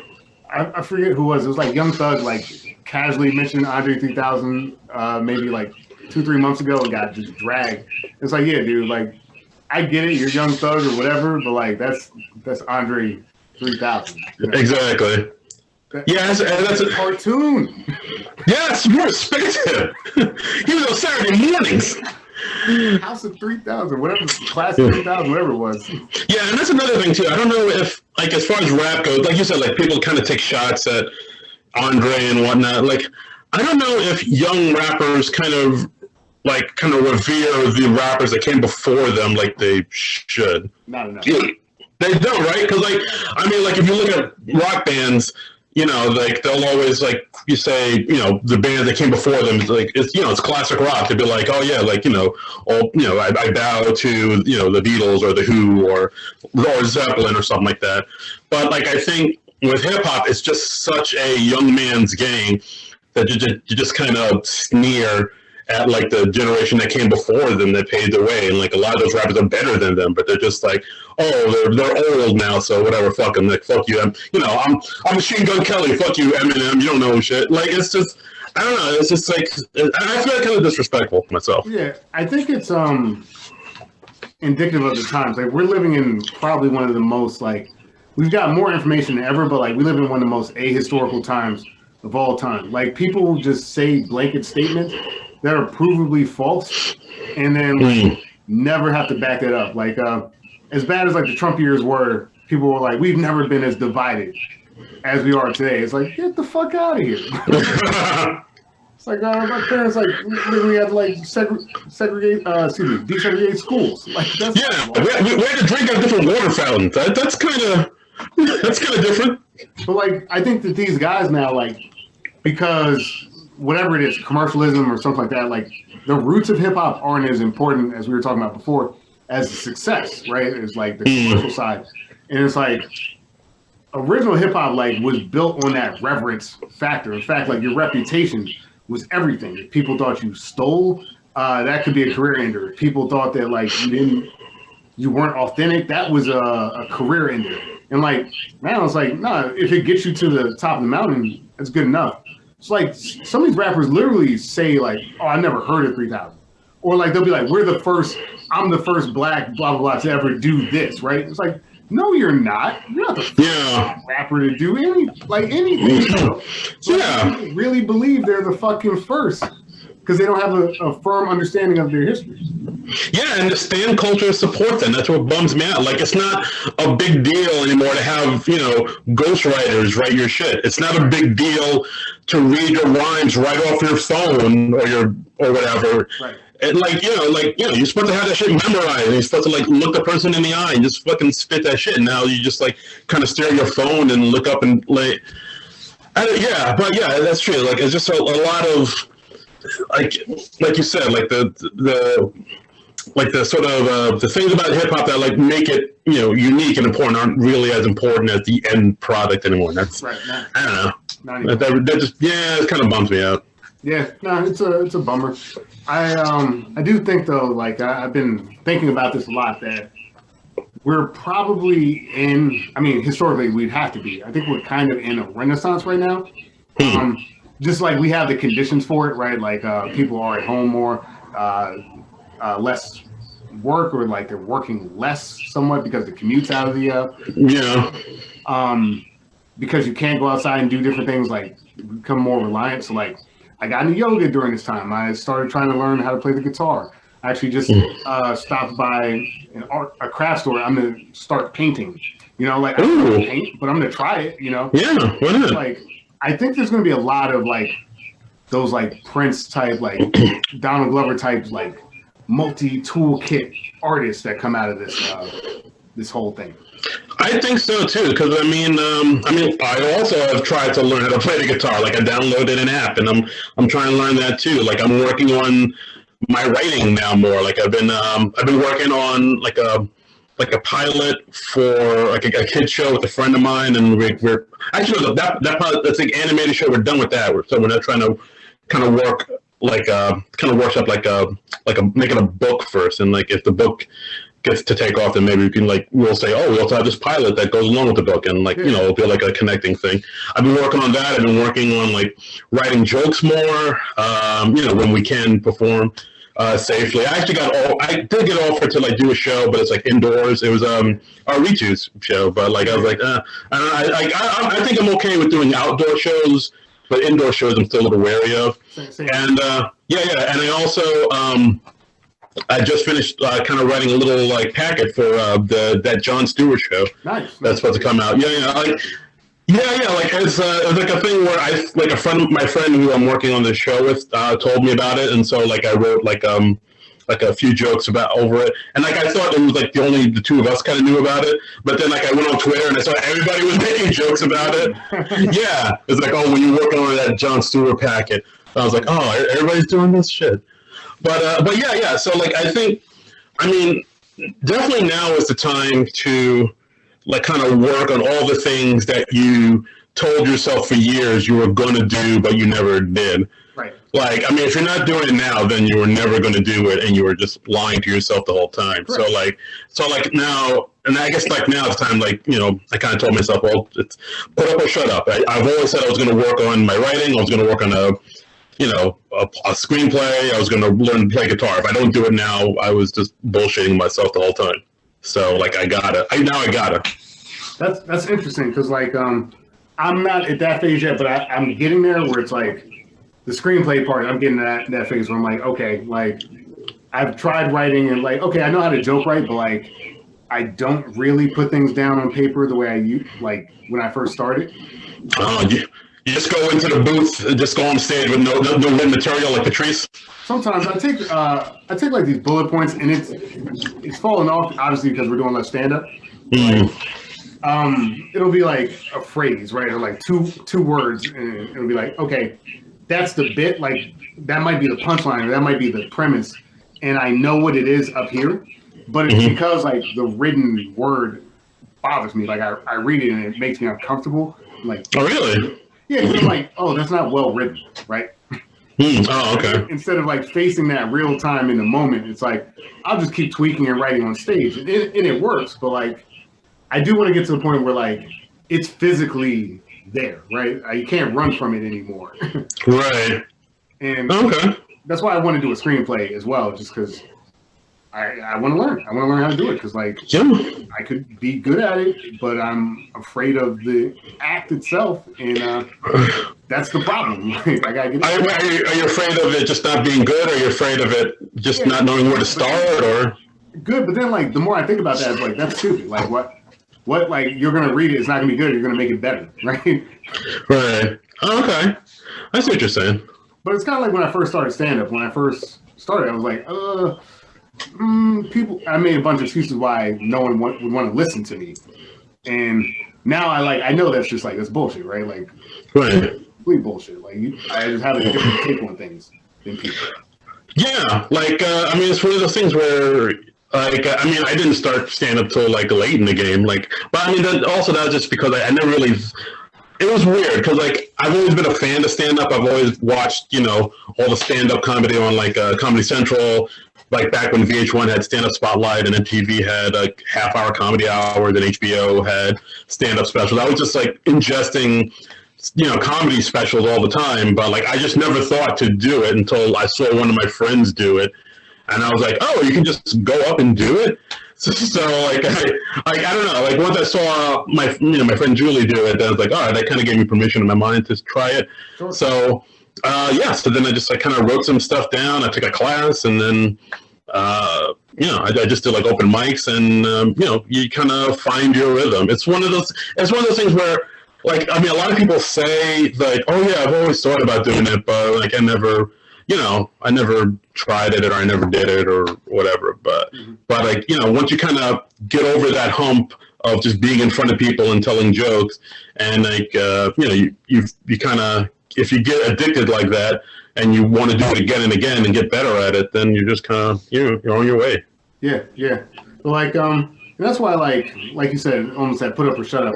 When it comes to writing things, it's like, yeah, that's just what I have to do. Because, like, when I first started stand-up, I was not good, and I got better, and, like, I got plenty of room to grow. But, like, I'm proficient enough at it that, like, I'm comfortable being on shows. Like, I'm definitely not a headliner, right? But, like, that'll come one time. No, I'm not there.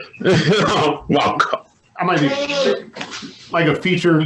All right. I could reasonably do 15. If I had to do a stretch 30, then, like, I guess it would work, right? But, like, that's not a headliner. All right. Okay. Yeah.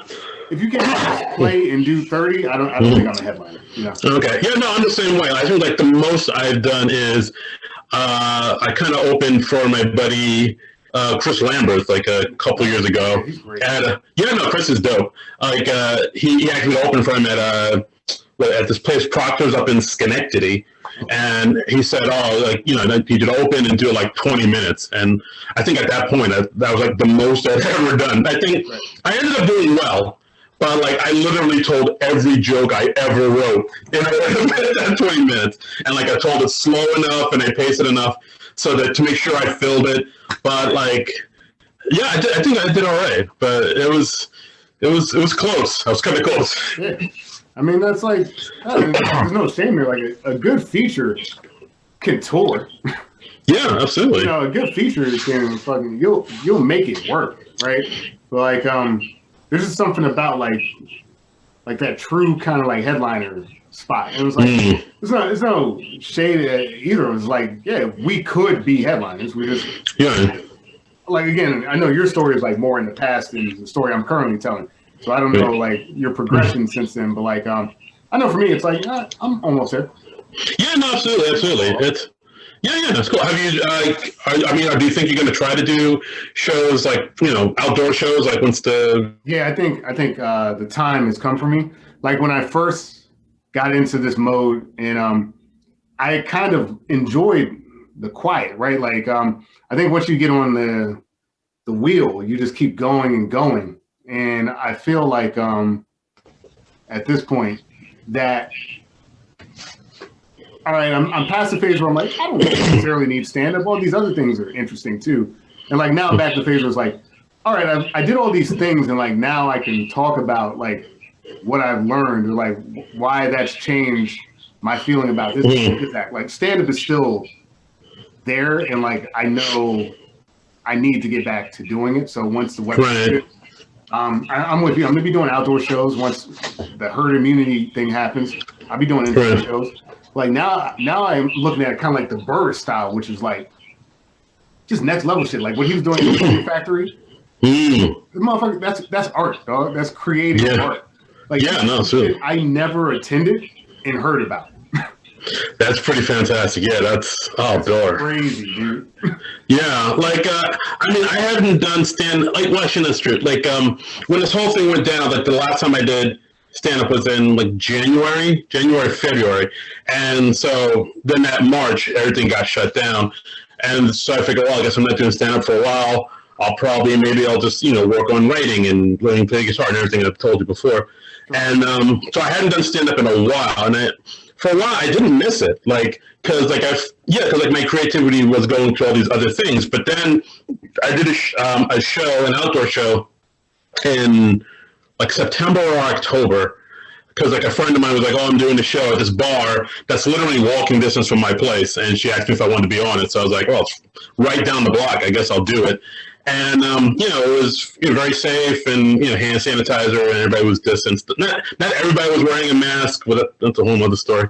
Right. But and it was one of those things where I felt rusty at first because I hadn't done it in months. Yeah. But I did write some new jokes about the pandemic and what I'd been through. I thought they were really good, and I did it, and I did really well. And I did so well. I was like, oh, I think I missed this again. It was one of the things where I thought I had kind of gotten it out of my system without all these other things, but then I did stand up that one time and I got a really good response, and that was enough to kind of give me back the itch again a little bit. So I mean, I don't know. I think I'm with you. Like this summer, once the herd immunity and the outdoor show has become more of a thing, I might put out my avails. Yeah. I mean, like you mentioned, Ritu, who's obviously on the last podcast, when she reached out to me, I was like, okay, I still do this. Yeah. Still, in the game, right? And to your point, there was that stretch where it's just I could do with or without it, but I'm realizing it's an art that I still have a lot to pursue in, right? And I think that one of the fears of stand-up is not quote unquote making it, but I've been better at just being that matters, but it doesn't really matter, right? We keep making this art anyway, right? You're getting something from it. Yeah, that's very true. You're getting something off your chest. You're becoming a better person. I feel like once I started doing stand-up, I kind of maybe saw through the matrix a little bit more. I was able to maybe, I became a better speaker about things, and I thought about more about me and my life and who I am as a black man, and my viewpoint on things. It made me more critical of a lot of things, and made me a more critical thinker, and maybe kind of think a lot more. And especially I had a bigger love of the craft when you see other comics do it. During this pandemic, I saw Roy Wood Jr. when he performed at the Stress Factory, and he's one of my favorites. I think right now he's one of the best. I think he's incredible. And me and my wife went down and we saw him, and he killed it. I think even before the pandemic, I saw Taylor Tomlinson up in Levity Live. She's fantastic. Mm-hmm. Seeing other comedians do the work and put in the time, that kind of gets me re-energized. I saw some comedy specials online, Sam Morrill's his rooftop specials that he put out on YouTube. That kind of gave me the itch again. Once you see other comics doing it, it kind of reinvigorates something, and you remember why you love the art in the first place. So I was like, oh yeah, I love stand up. Yeah, it's dope. Because when it's clicking, man, it's just nothing like it. It really is. But that's part of the reason I want to keep doing stand up. It's part of the reason I started doing this podcast, because I just feel like there's not a lot of critical thinking out there right now. No, not at all. I would rather kind of engage we are right now in having conversations and being thoughtful about things than listen to people bitch about shit that they don't really care about, right? People talking points. Yeah, just people bitching about WandaVision and shit like that. Yeah. Or whatever's trending right now, or Ted Cruz. It's Yeah. It's all right. Yeah, he sucks, but I just, the whole left-right divide is it's very boring to me right now. I think it's disingenuous, and I want people to do better for themselves than to just like point across the aisle, like we were saying before, like Morgan Wallen, and being like, "Oh my God, look at what they do." It's like, man, fuck what they're doing. What are you doing? You know? Yeah. That whole kind of us versus them, Jets and Sharks, Montagues and Capulets, Hatfields and McCoys way of thinking that the world is now. It's not making the world any better. It's just ongoing, fuck you, no fuck you type of thing. And like we need to like. I feel like it's just like people on the right blaming the people on the left and vice versa, while like the rich people just kind of laugh at us all and just do what they want to do, and no one's paying attention to what they're doing because we're too busy yelling at each other over bullshit. Totally. And it's just, I don't know. I think we just need to like kind of be a little bit more thoughtful and like actually come to like what I would love to hear is it's like somebody like Sean Hannity say on their show, like, hey, I listened to Rachel Maddow. She actually has some really good points, and blah blah blah. Or somebody on the left, like said, say, oh, I actually listened to so and so on Fox. They actually have some really good points. Like, we need like middle ground. Like, we need middle ground more than ever now, because like this whole just screaming back and forth at each other is just not going anywhere. We're just like, it's pointless. And it's so pointless. It's a deferral of responsibility, right? Like, my life's not going the way I want because of this person, right? Like, if it wasn't for Mexican people, black people, if it wasn't for conservatives, if it wasn't for liberals and the $15 minimum wage, it's like, I remember I was talking to some guy a couple years ago, like my job, and he was complaining about like Obama, right? He's like, I don't like Obama. I was like, okay, cool. You don't like Obama. I was like, I really don't. Okay. I wasn't expecting a response from me. Because, you started to be like, hey, wait a minute, fella. Yeah.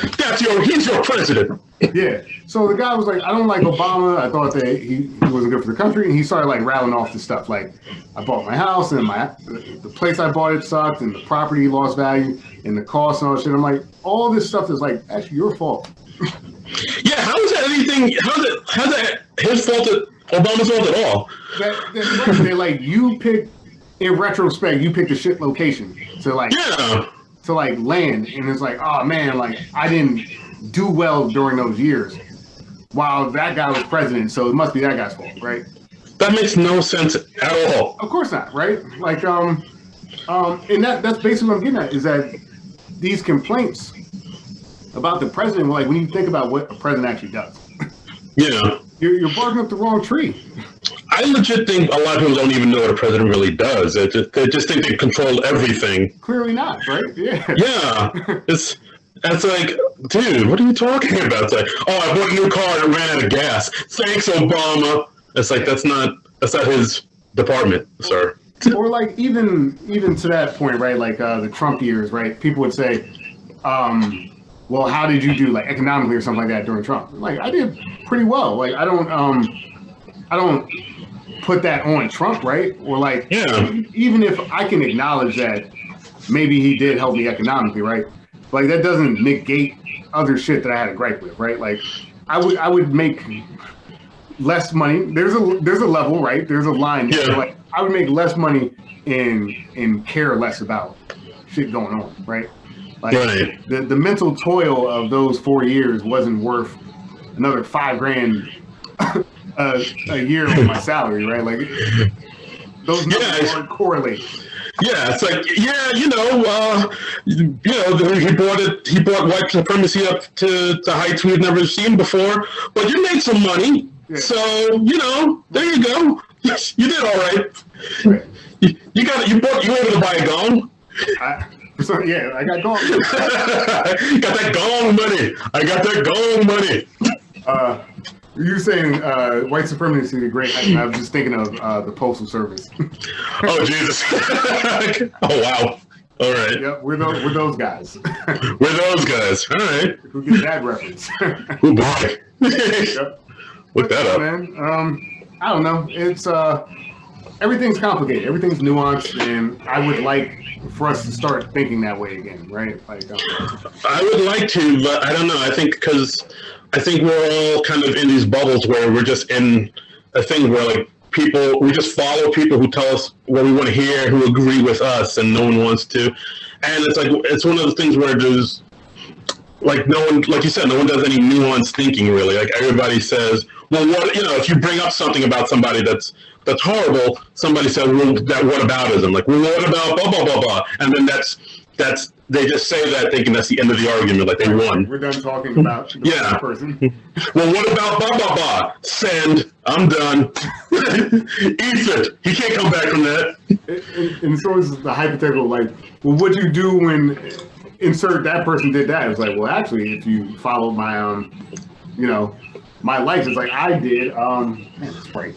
In the Uncle Ruckus. Okay. All right. All right. You Negroes. Stop complaining. But it's like I don't even remember what we were saying exactly, but like that idea of what about that person? What did you do when they did that? It's like, well, how do you know? Like, how do you know I didn't go out there and like picket or complain about that? Like, you're just assuming my position on every topic. Makes zero sense. Yeah, we're all just assuming stuff about the other person just because it's easier to do that than to like talk to the other person and get to know the other person and see them as a person. It's just easier to be like, oh, all right, you live in Brooklyn, New York, so you think this way and you act like this. You're a liberal, shop at Whole Foods, and I already know all about you. Oh, you live in Alabama? All right, so then you do this, you hate black people, and I already know all about you. It's like, right. It's just easier to put people into categories than to actually get to know them and all that jazz. Yeah, that's too much work, man. Work is hard. No one wants to do the work. That's basically what it comes down to. No one wants to do the work. Yeah. It's easy not to. It is, yeah. I mean, Twitter and Instagram, they make it easy not to do all that work. They're just like, Yeah, I'm trying to get in that Clubhouse, though, man. That's what is Clubhouse? Is that just like Facebook, but like different? It's, from what I understand, it has like a social media aspect to it, kind of like Instagram, but it's also like live chat. So basically, it's what we're doing now, but with more people, with social media aspects. Oh, okay. Because like I got invited to be part of that, and I was like, "Is this like another social media thing I gotta sign up and be a part of in order for me to make it and for my brand?" Might be worth it. You could be what's that lady's name? Cooper, right? Sarah Cooper, the one that did the. Oh yeah, the lip sync. It might be your turn, man. We're all waiting for our turn on the merry-go-round, dude. Yeah, I guess so. All I gotta do is like lip sync some other shit, and I too can get an agent. Darin's TED Talk about Josh Whedon in Clubhouse was fucking. It's fire. Oh shit! I want to be on a magazine with too many rings on my hands, being like Parker next. That's my dream. I don't care how I get there. I think you just came up with your new comedy album cover. Reggie Parker next. I like that.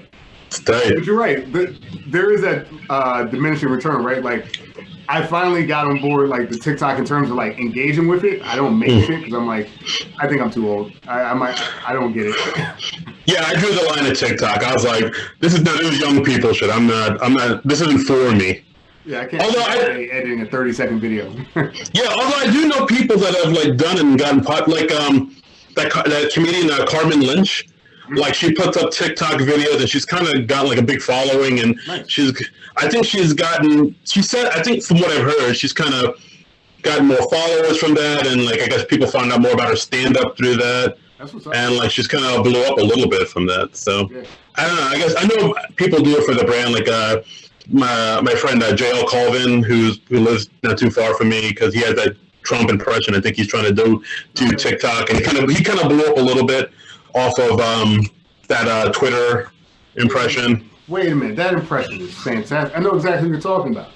JL. The one that did the Weird Owl. Is that? Yeah, I think so. He did like a Trump impression. about Easter last year, and it kind of blew up a little bit. Like I think he was able to get like an interview on Mark Maron for a little bit, and like but he lives out here in Jersey, and but like he didn't get to the Sarah Cooper heights, but like he still like did a little something off it. Yeah, I think I know exactly what you're talking about, because like I think he did one about Pokemon and Trump and stuff like that, and they're I think so. They're really good. But you're right, he didn't get that Cooper money, but he was knocking on the door. He was knocking on the door. I mean, he signed up for Cameo, and he does like Cameo messages, and apparently he does very well on Cameo and makes a good chunk of change. But it is weird. Yeah, it is weird how like I think he's talked about it too on his podcast, where he's a dude who does an actual good impression of Trump, but somebody who lip syncs Trump is doing better. Right. That's weird. That's 2021, man. That's the world we live in, man. It's all about the people. You can't figure this out, right? Like, I guess not. Just keep making the shit that you're making, and if they like it, they'll come. Like I was saying about TikTok. I don't know too many comics that are really like blowing up off of TikTok, but shit that I didn't even know I was interested in, like urban foraging and stuff. Like there's this girl that goes out there and like picks random like plants and then cooks them, and she breaks it down. It's like, this is great. Like, all right. Yeah, it's like this is comedy, but like, all right, this is kind of informative and like not in my wheelhouse. Okay.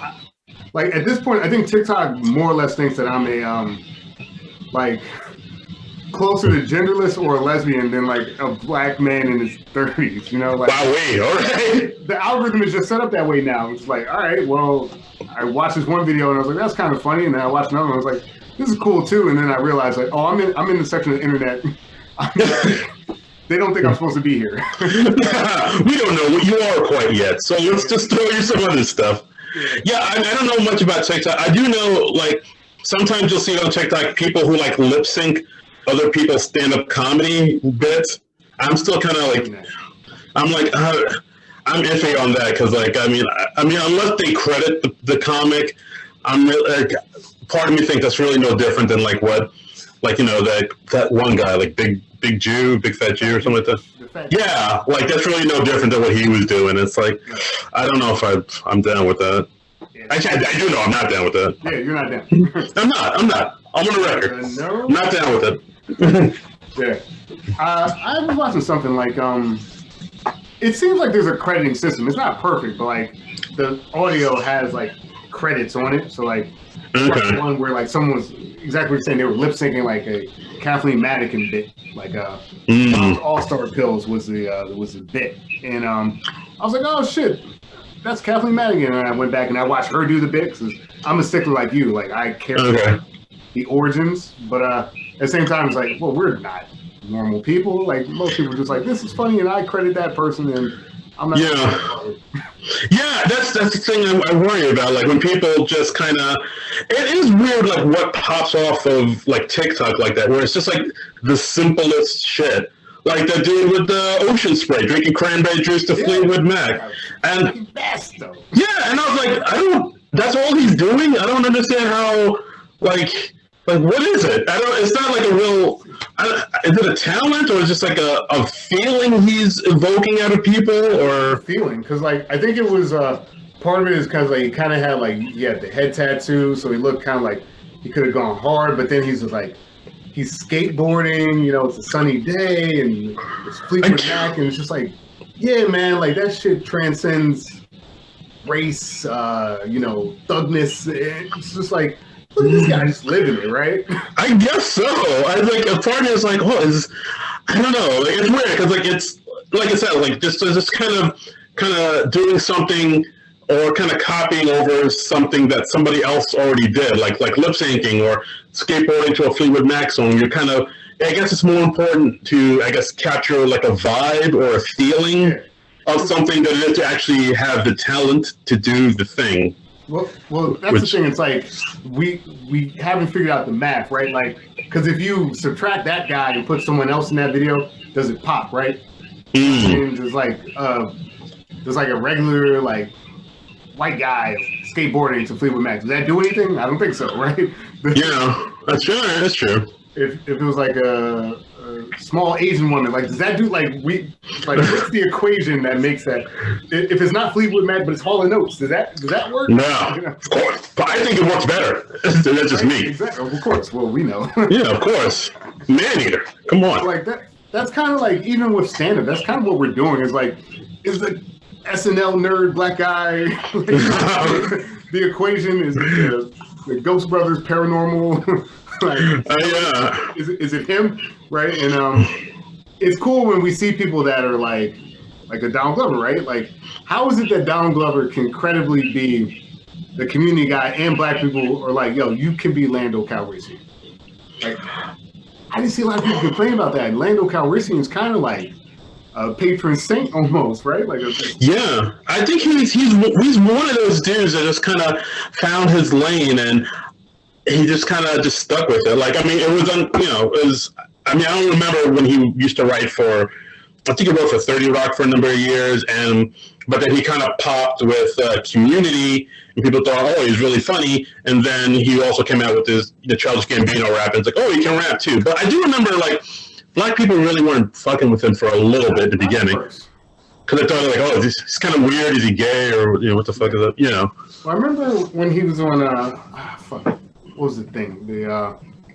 Not Drew or something TV. Like he did the. Derek. Yeah, Derek TV. He did that bit where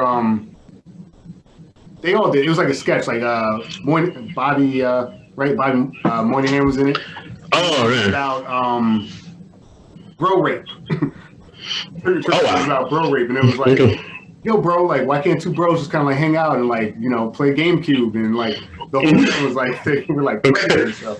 Like and Childish Gambino was in it, and like I remember that set from back in the day. And it's like, this guy's been doing this for so long, and I think all of us who are comics artists know that like this whole made it overnight narrative is just so never true. Like, yeah, like I remember he was putting up videos back when like YouTube was like brand new. Like no one was able to figure out what YouTube was, and yeah, he was putting out like these weird, these videos and this rap, but it was like a thing where I think at the beginning like more white people were more fucking with him, and black people were like, I don't know, he's kind of weird. And I don't think it was until maybe. Definitely by the time he put out Redbone, black people were like, oh, he's dope. But like even before that, maybe like around like that song off the Because the Internet album, like the 2005. Yeah, it was. And black people were like, I think he's okay. And then Redbone came out and it was like, oh, he's amazing. Yeah, you're right. Like Campfire, he wasn't there yet, right? No. Campfire, black people were like, like I was convinced, but not. Yeah, I love Camp. Camp's a fantastic album. Yeah. But black people are like, I don't know. Like when he was freestyling, like something my sample of Adele, like when he was rapping about, over rolling in the deep, man. That was. Oh, that's right. Yeah. Another white artist black people love, Adele, of course. Yeah, absolutely. But yeah, a white artist that loves black people now. That's skeptic. Yeah. Oh shit. Yeah. Are they? Yeah. Oh, I didn't know that. Yeah, that's when she was wearing like the Bantu. Oh yeah. Yeah, because she got that pipe. She went and she didn't come back. We got another one, boys. Another one. I've been watching that's been like very strange for me and like trying to understand it. So like I'm in way too many Facebook groups, right? All right. I'm in kind of like a sports talk your shit sports fan group, and like there's all kinds of phobias in there, and I'm just like, oh boy, that's what people are doing, huh? I'm in like this older like group of like African Americans, and like there's all kinds of like 40-plus-year-old black people. Like somehow I'm in there. I'm just like, okay, this is what you guys have been doing. Okay. Oh wow.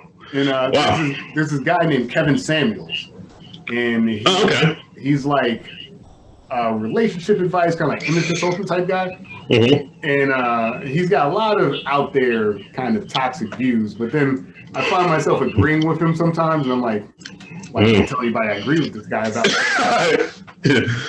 Like how toxic is it? Like women need to stay in the home and have babies and almost make dinner. Not quite there, but yeah, there's a lot of misogyny in it, and it's basically that like old school idea of like men are like more or less. He's like a men are better than women type guy, right? Like Patrice type of stuff. Exactly. He did like the Black Phillip show back in the day.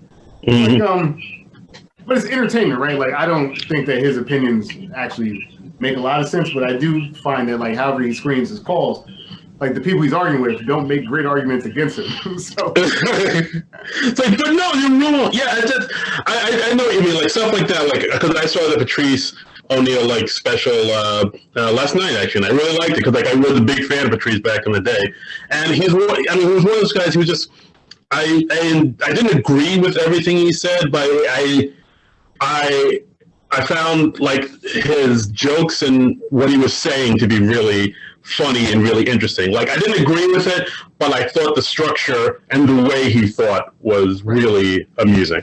Yeah, I think that he also struck me as a person that like, while like we were saying we didn't necessarily like Dave's kind of like transphobic jokes, is that Patrice was similar. He would make jokes that were like homophobic and stuff like that, but like he always tried to like logic his way there, right? You didn't have to necessarily agree with the premise or the logic, but like at least he tried to be like, well, this reason, that reason, therefore I've come to this conclusion. And it was funny hearing his thought process, even when he was wrong, and which was often. But like, he's one of my favorite comics. Yeah, no, absolutely. Like, that's the thing. Like with Patrice, like at least he would explain himself, and you know, just show your work type of stuff. So through that, I was like, oh, I see your work, and I see how you came to that conclusion.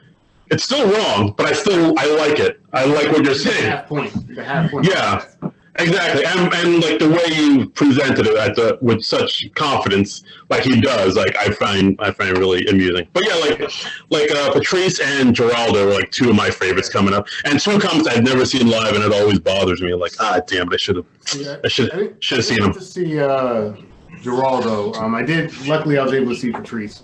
Nice. As Farley, he got to see Geraldo. Well, no, maybe he didn't. I think he was at the show. Yeah. After the show, Geraldo passed, basically. Yeah, I think he mentioned that. Like, I think the last time we did the Power Hour podcast, like he mentioned like he was online to see Geraldo the night he passed. Yeah. Which is, like, I've been like that one article went out about like comedy's alt-right problem and stuff like that. Oh, Seth Simons, yeah. Yeah. I feel like Patrice has become like the martyr for that movement. Obviously unwillingly, because that's what martyrdom is. But I think that, like, to your point, Patrice showed his work, right? Like, these guys want the same benefit of the doubt and to be able to say shit. But, like, they don't recognize Patrice got there because he showed his work. He wasn't just like, fuck women. Like, he would be like, bitches ain't shit. And then he would be like, because ... Right. It's humorous. It's not necessarily factual, but like he made the effort. Versus like these guys are just like, I'm going to say something fucked up, and then like that's it. Right. No, I totally agree. Like people like Patrice and Bill Hicks, even Bruce. Like those comics, people always quote as saying, we're truth tellers. We're out there telling the truth. We're speaking truth to power. But like those truths they always tell, it's never anything like with any substance. So it's never anything like about the government or police reform. It's always about like when they say I'm telling truth to power. It's usually followed by some hack jokes about minorities and women or something like it's like they always like they. I really do think they kind of took the wrong lessons from what Patrice and Bill Hicks and all those people went through because like I guess they figure. People fought for me to tell the truth about these things, and I guess, but they never did the introspection as to why you know what I mean? Like it's again, like it's all about introspection and looking inside yourself and really trying to figure out why you think the way you do. Like, and Patrice did that. Bill Hicks did that. They always showed the work, but these guys want to do that. But again, they don't want to do the work. They just want to be able to. They want the benefit without the work. Yeah, they want to like I'm up there telling the truth. Patrice died for me to tell the truth about how women be shopping and black people can't shut up in movie theaters or like hack dumb shit. And it's like you really didn't learn anything from any of those people. No, exactly. And like you're using an example of like good work as an excuse for bad work, right? Right. And I think that like Patrice, to be honest, like when you look at anybody, like any comic, any artist, even a philosopher, because in a lot of ways I think Patrice was in his own unique way. It's not a catch-all, right? Like that shit, like Big Daddy Kane shit doesn't work for a Childish Gambino type guy, right? Like, right. Like a Madonna mindset doesn't necessarily work for someone that's like making MIA music, right? It's like we're not all the same, and like to have this like blanket kind of excuse for all behavior takes out of context like every single reason why like a bit might work if this guy does it, but it doesn't work when you do it. Right. It's the same like when. Like, a guy watches a stand-up comedy special on TV or in the club, and then they try to repeat that joke at work to their coworkers, and like they get it all wrong and they fuck it up and like they just don't say it right, and the whole joke takes on this whole, unfunny tone because they're not capturing something that the original comic captured. Like either they get the wording wrong, or maybe the inflection is wrong, or like the way they said it, or the pacing. Like it's like a game of telephone. Like you hear the original like message, but then by the time it gets to you, something got lost in the translation, and you kind of missed what the person was originally saying. And then, I think part of it too is like because a lot of it right now is self-serving. Like I think people are acting like they're making an argument for the rest of us, but really like it's like I want to be able to do what I want to do, right? Right. Being right isn't funny, right? Like Lenny Bruce is funny, but when he was focused solely on being right, yeah. Like I mean, I didn't see any of the old like George Carlin stuff, but from what I've heard, like towards the end, he was more angry than he was funny, and people were just like, "Oh, I don't know if I quite like this." Right, and it's like it's okay to be, I guess, like.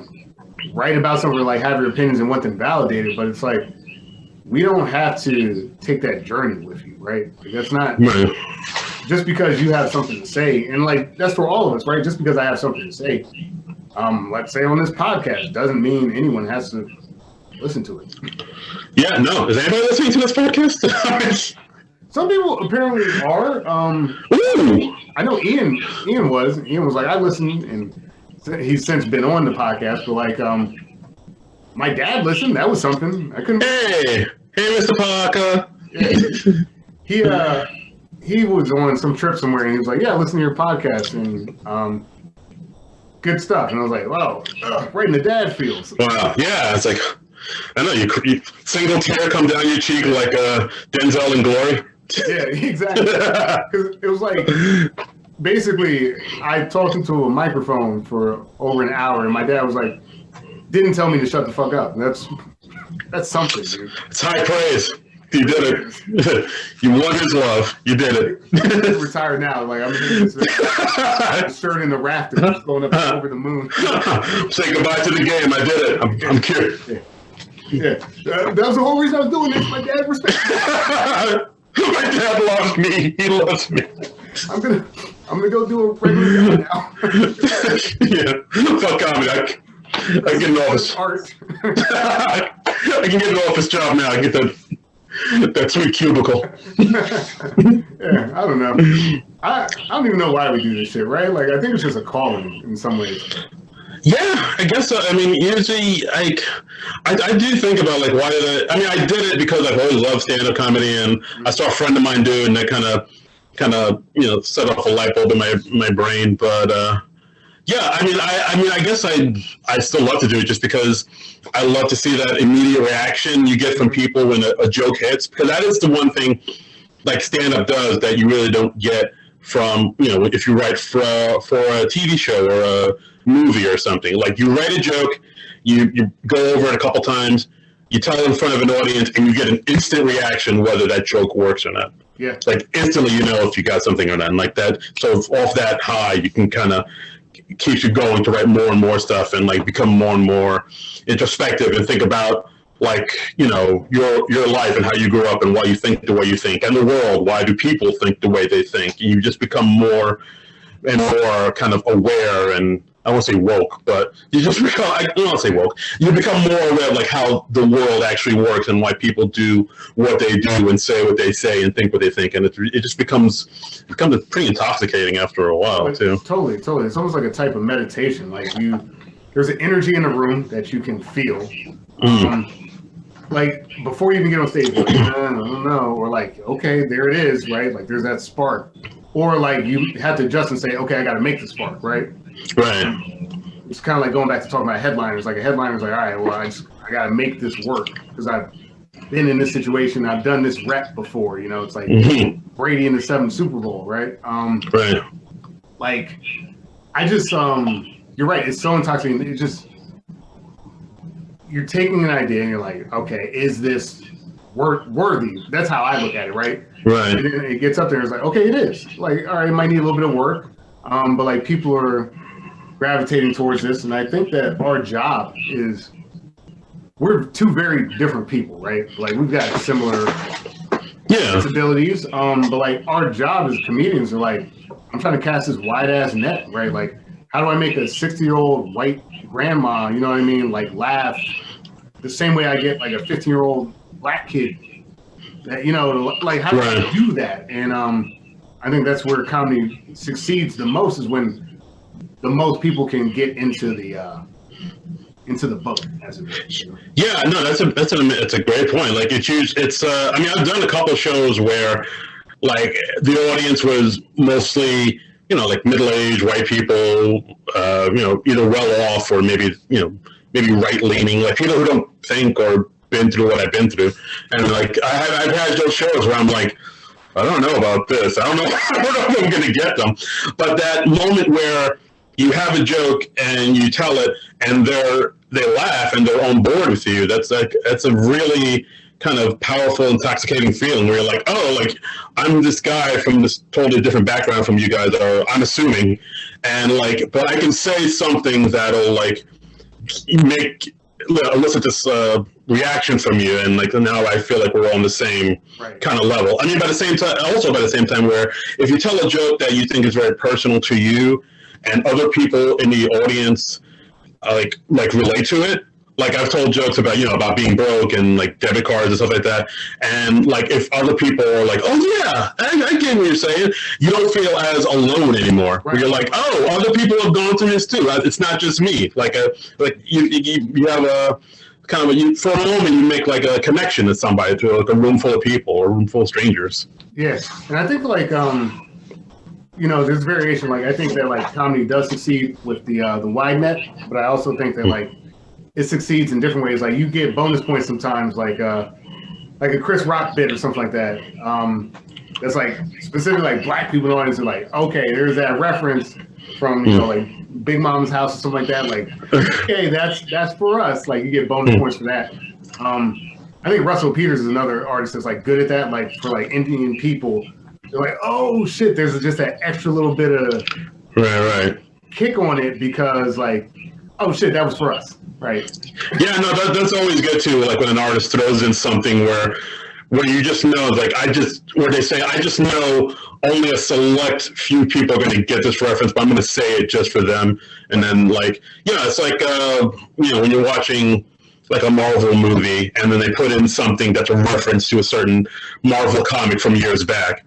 Like the casual Marvel fan won't get it, but like somebody who's been a nerd and reading the comic books forever, like, oh, that's from blah blah blah. It's like when I first saw the first Avengers movie, and it ended with Thanos. A lot of people had, casual people like me, like had no idea who Thanos was, but like the big heavy nerds, like the ones I went with, they were like, yo, they're bringing Thanos. Like they knew that was a little thing for them. Before, of course, everybody knew who Thanos was. Yeah, I remember back in the day, I used to play like Marvel vs. Capcom 2. and it had Thanos on it. And like, I didn't know who Thanos was, but like, I know the name because he's in the game. But my boy Yuju was like, yo, man, Thanos, he's that dude. Like, he's a great character. And like, I'm just looking at the surface. I was like, yeah, it looks kind of whack to me, right? But then like the movie, literally one of the best franchise villains ever, bro. I would say so. He's up there with like the Joker. He's up there with Darth Vader. He's really up there. It's really amazing. I still remember like the first time that when I saw Infinity War and Endgame in the theater. Like those are probably Endgame a little bit more, but those were the two of the best cinematic experiences I've ever had in my life. Just me and like a room full of people, my wife and all these other strangers. We were just kind of sharing this moment. We're all kind of cheering at the same time. We're all gasping at the same time. When fucking, Steve Rogers had the hammer, we're all like, oh god! Like everybody, it was like we were like a community for a little bit. We were like going to this roller coaster ride of going to this one experience. And like both movies were like people throw around the word epic a lot all the time, but like those two movies were legit epic movies. Yeah, they were. Yeah, I remember the first Avengers, and I was just like, yo, like after the ending, I was just like, gonna have to sit in this feeling. Yeah.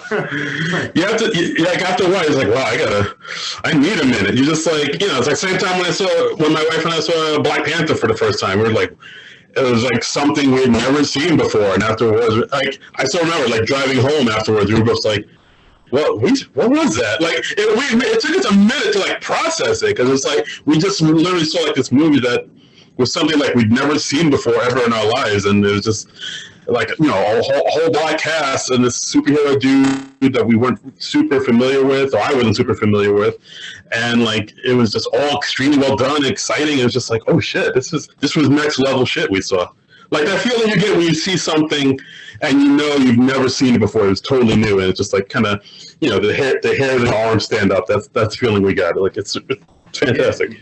Yeah, I mean, like there's just the whole thing, like you said, the community, like everyone was hyped, like it felt like a moment, right? And I don't think there was anything that could like have taken that away from us, And sometimes it's something as silly as like this like corporate, Disney film, but like I don't know, they got that. They got that equation, right? That addition and subtraction we're talking about. It was perfect. Yeah, I know some people are like, well, it's just a Disney corporation. It ain't just still giving your money to this evil blah blah blah. And I mean that may be true. There may be some truth to that, but I mean it's still. I mean the feelings that I felt were real. Like they made art. Like just because how it got to you doesn't really matter. I think when the end result is like, okay, this is like positive. Like this is something where like if you ever have kids or something like that, it's like, oh yeah, I'm gonna show them the Black Panther because that made there wasn't a lot of examples of that when I was growing up. Yeah, it was just Meteor Man and Blank Man and that's it. Spawn maybe. that was really it. But yeah, just because it's like from a big corporation doesn't mean it can't make good art. The same way, just because it's like a small indie corporate or small indie film or a small independent record label doesn't mean it's going to be good. Yeah, it's true. Like good art comes from everywhere. Yeah, and like honestly, like a lot of what made the Black Panther work was that art outside of that big, thing got popular. Like these particular people, Ryan Coogler got popular, Chadwick Boseman got popular. Kendrick Lamar did the soundtrack. Like he, all this blickety black shit was happening, and they were just like, all right, it was like Avengers, like let's get the best of the blacks. Yeah, exactly. I mean, Michael B. Jordan was pretty much on the rise, but after Black Panther, he was like there. Oh yeah, that rise at that point. Yeah, everybody was like, "Oh my god, Killmonger's like the best villain ever." Blah blah. Like he was, that movie really was like you said, like a moment. Like it was it was really incredible. Well, now like Michael B. Jordan is credibly Alexa. He's a commercial. It's crazy. Like, oh, that's right. Yeah. It's just like wow, like this guy is popular enough that you can have him selling basically Amazon products to everybody, right? Not just black people. That was a black commercial, per se. That was no. I mean, it did have like dark skinned black women in it, and as the lead, which I thought was pretty incredible, and it had her boyfriend or husband, another dark skinned dude in it. But yeah, it wasn't like a black commercial because all women of all races love Michael B. Jordan. He's hot. Man's hot, son. Man is hot. Man's not hot. Yeah. Yeah, I don't know. Black Panther, that was the thing. Actually, I was talking to Dan the other day because he had just seen Sorry to Bother You for the first time. He was like, this shit's incredible. I was like, yeah, it is. Yeah, it was real. The first time I saw it, I was like, I don't know, it weirded me out. I was like, this is really this is really a fucking off the reservation here. But like after a while, it's out there. That's what I was looking for. It's out there. But then after a while, I was like, oh, okay, I think I get what he was going for now. I mean, I got it the first time, but it was like so jarring how like just straight up right out the box it was. It was definitely out there. I remember talking about like kind of like those bonus point jokes when the girl's at the art studio and she's reciting the monologues from I'm just like, yo, this is the most brilliant shit to me that I've ever seen. That's another thing that like he put that in there. The Bruce Riley, he put that in there knowing, all right, I think only black people are going to get this. This is for them. Yeah, it was like worked for me. Yeah, it was like I think I remember this. I still think about this from time to time. There's this one moment in the TV show Atlanta, and it's what is it? Darius and Paperboy. They're sitting in the car. They're waiting for somebody, and while they're waiting for somebody, they're singing that song "Encore" by Cheryl Lynn.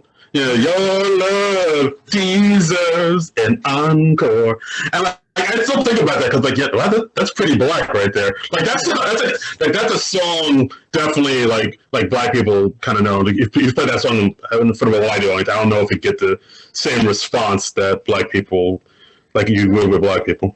Well, it's like encore. That song is dope.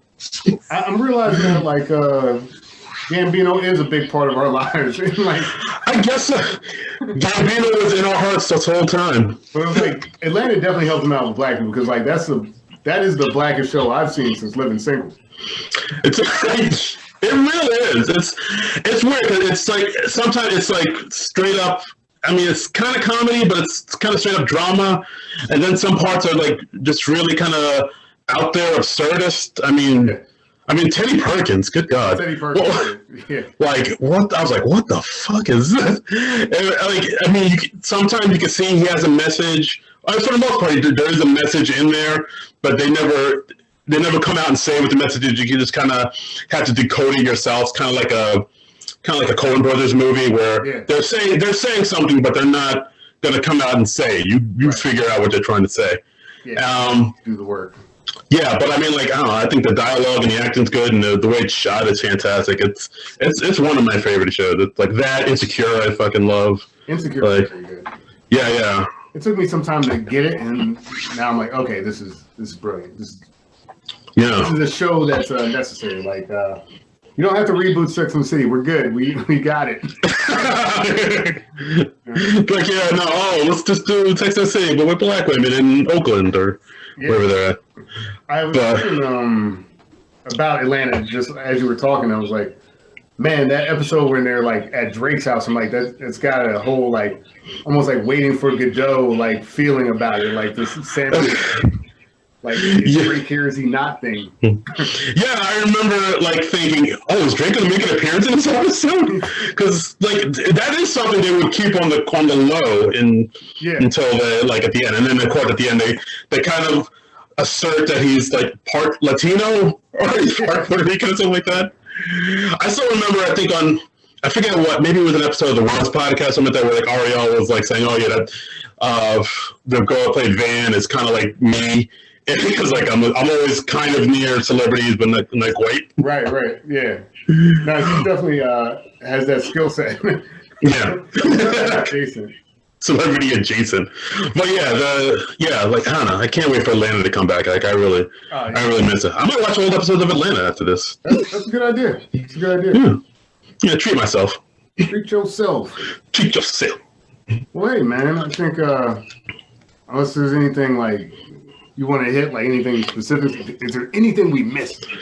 I can't think of anything. Just, everybody just don't be a dick. Be a good person. Try to, don't be one of those asshole trolls online. Try to listen to other people's perspectives unless it's totally super fucked up, like, black people shouldn't vote or anything like that. Don't rock with that. And just try to be a good person, stay safe, wear your mask, wash your hands, and hit me up online for outdoor shows coming this summer. Hey, outdoor shows. Hey, on Instagram. You can find me on Instagram and Twitter at Darin Credible, Darin Credible, and listen to my podcast, SNL Nerds. We talk about Saturday Night Live. We break down the most recent episodes, an episode coming out tonight where they have one of the hosts of the guy from Bridgerton, Reggae Jean Page. Really? Yeah, I don't know anything about Bridgerton, but apparently he's like the hot new dude. Yeah. So you got he's hosting now with Bad Bunny as a musical guest, and I'm an old man. Like when I first heard both those names, I was like, who? What? What's Bad? Who? Is that a group? So anyway, but so like I'll do an episode about both those on Sunday, and it'll be out next week. Nice. I'll check that out because like Bad Bunny to me, not that like I listen to his music, but like I'm just recognizing from how he's a movie. I'm like, oh, this guy's transcended his genre. Like he's a Spanish, speaking like rapper, and he's just like he's everywhere. So it's like, oh, this guy must be the greatest artist of all fucking time. Like, if I know who he is, right? Yeah, he's kind of does like, I mean, from what I read online, he does like reggaeton and he raps and he's Puerto Rican and that's, I guess he's like a Puerto Rican pit bull, I guess. Well, hell, if you can make reggaeton work in 2021, you're the god. Dale! Well, hey man, thanks a lot for being on. I'm sure you'll be on other episodes. I've been pacing these out where I'm doing about 2 a week at this point. Oh, nice. I don't know that many fucking people. Okay, all right, man, dude, let me know. I'm around. Yeah.